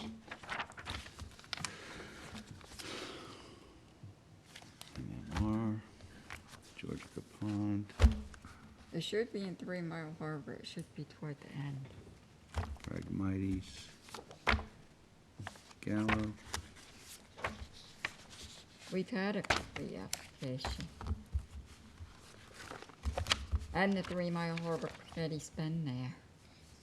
Brian's reported on it Okay. a couple of times. Yeah, It- Brian's gone out to this. There's Yeah. not, yeah, there's nobody here from that committee. yeah, that's the problem. All right. We'll take them. All right, so we're let's tabling talk it. to them, yeah. Okay. Administrative, payment of bills. Excuse me. Staples, $65.75. Optimum, $165.56. Anthony Tohill, Seaview, $183.75. East Hampton Star, $137.28. Savick and Murray, $11,256.09. And North Fork Water Supply, $28.47. What's our cap again on the Savick and Murray thing? There's a cap on how much we can I spend on think it's engineering with them? 18,000, I'm not sure. This is, all we paid him a little bit before too, right? Yeah, it was. Yeah, not a lot. Wasn't much, Wasn't a a little lot. bit, it was like $200, okay. Okay, design is $18,500. Yep, Okay, this invoice, phase meeting, Phase A, meeting, calls and emails regarding status, review with DEC and trustees, meeting with trustees for final design. The billing for that, right, let's see, the contract amount is $7,000, prior billed $480, current billing is $6,520. okay. Have we paid any? It sounds like we haven't paid anything. We paid $480. We did. Yeah, so far we've only paid them $3,082. Okay. And I think the total is 29. Then for design, the site plan corrections and permits, plan changes as per New York State DEC, that's $3,500 on this invoice. So invoice total $11,256. All right, then I'd make a motion. We- to pay him. Yeah, we need to transfer some monies from Okay. one of the money markets into Okay. checking account in order to pay. Good. I'll second that motion. All in favor? I'm in favor of paying the bills. Favor? Are you, sorry, it's your job. All in favor? I didn't, who made the motion? You made the I motion did. with Savick. All the bills? I was making a motion To for pay all the bills. Savick, and I didn't think there would be a question on the other bills. Okay, so, motion by Jim, your second, all in favor? Just Aye. He's joking. Let us take a ink. It's ink. All right, we have minutes. I'd like to make a motion, we table those until the next meeting. Okay. There's too many people not here. Yeah, that's fair. That are listed. All right, I'll on second as Jim's present. motion, or, we don't need to listen to table things, so. All right, financial report for month ending March 31st. Anybody get a chance to look at them? Want to table them for everybody I else? would like to pay. Yeah, table them let's again. table that. I think that's fair. Okay. And grant payment received from Clean Vessel Assistance Program for the pump-out boats. Excellent. Great. $10,000, I believe. Okay.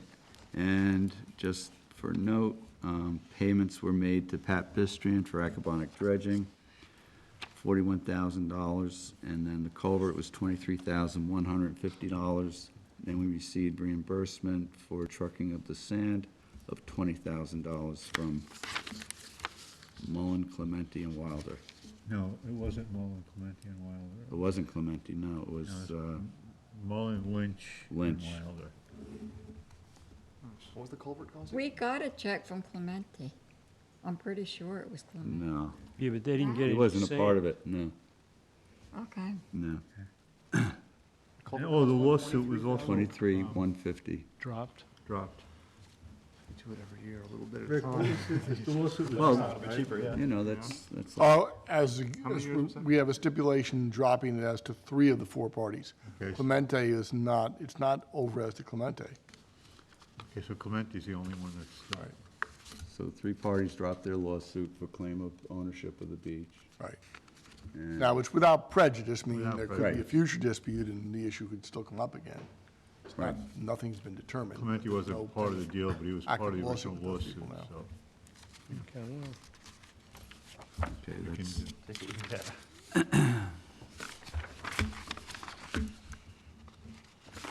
okay, that's that.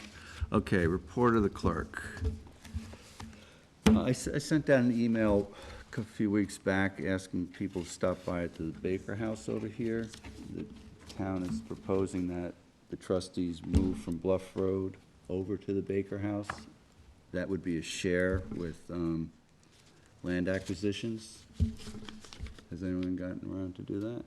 I haven't gotten around, I've driven past it, Well, you gotta go in. you gotta go in. Is it even better inside? It's really beautiful. It's Yeah. it's I gorgeous. don't know, I'd like to know how our staff feels about it, because Well- being that we don't really live at our headquarters anymore. Right. Lori, how do you feel about it? Well, I already told Be honest. Francis, I don't know if we're gonna be able to do it because we have a lot of file cabinets.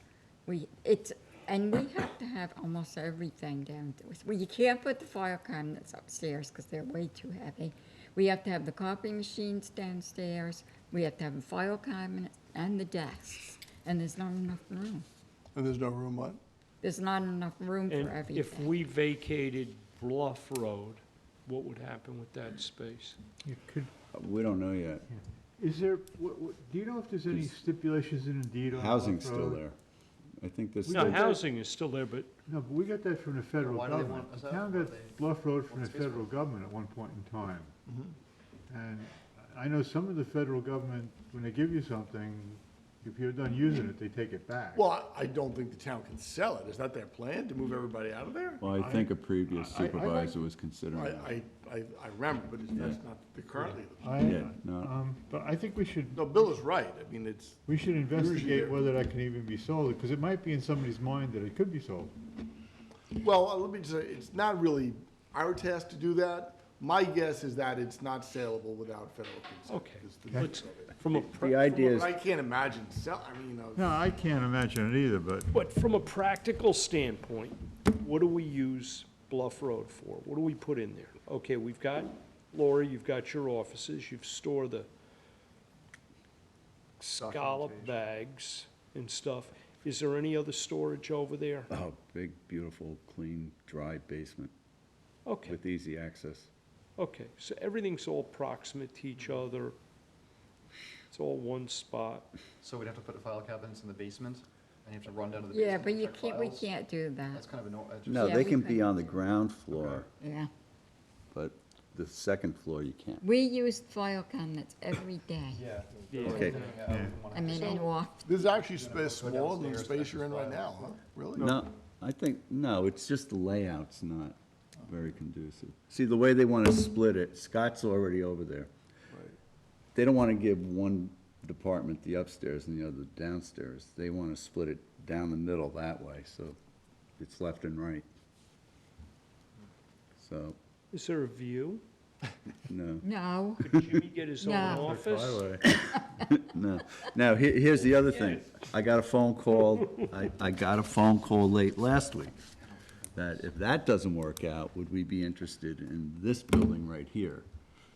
The one right in the freestanding building? There's a small shed, and then there's a freestanding Is that building. the old, I next think to that might be the Peach Farm building. it. Yeah, I yes, think so, that's yes. the one. Town's ready to put a couple $100,000 into that and offer it to us. That's kind of cool. What, They're trying to consolidate the campus. They want, all right, they're gonna do that building over there and move housing in there and get rid of what's over at 300 Panago and move them over They're there. gonna okay, repave the but driveway? what happens, I don't wanna sound like an idiot, but what happens with the stuff in the basement? There's a basement over here too, also. What do you got in the basement over in Bluff Road? Junk, a lot of junk. A lot of junk? And a lot of, Real junk or is good junk? no, there's some records that are, There are some records, like financial records, but the rest of it is like all mooring applications, I mean, stuff that we don't need, It's all filed. really. Oh, okay. Yeah. I didn't know whether there was, the reason I was asking, guys, is are there boats, is there tackle, is there no. gear No, that's we- being stored over there? we No. have the 2 boats over there, but I don't, Yeah, I think Marine Patrol and Ocean Rescue will probably end up staying there. They're looking for more space. Okay, So I think if that's the case, we can keep the boats there, I'm sure. all right. I mean, we're not gonna bring them over here. So anyway, if you can, please. I'll check it out. Look at both buildings, just to, All right, because we have to be the ones to decide, and we can take Lori's concerns into consideration. well, what's the square footage of this other building over here? I don't know exactly. Okay, There is a second, I was looking in the windows earlier, but there is a second story. yeah. I think it's small, though, the second floor. What are they, I mean, that's done, all right? They're not gonna do any more renovations on it, right? Which one? The one back here. The Baker House is done. You know, I mean, This one back here, they still need to renovate. okay, but it's not gonna change dimensionally. No, no. Okay. No. Okay. All right. What about it? Correspondence, we have the Peconic Estuary stuff. Can this stuff go on the website, What? this Peconic Estuary? We could link it, yeah. That might be a better idea, Yeah, because put they it on have the so link many page. things going on to read through all this all the time. Okay, yeah, no problem. Just I to, can put a you link know, to it. Do a public announcement. I mean, it's web pages on their website, basically. Yeah. Yeah, then we can link it on the site. Why don't- Okay. You guys okay with that? Good, yeah. Because that is a lot of, All right, do I have a motion? I make a motion. For what? Close. Motion to close, second anywhere? All in favor? Aye. Thank you, everybody. Thank you. Is that all you need to know about this?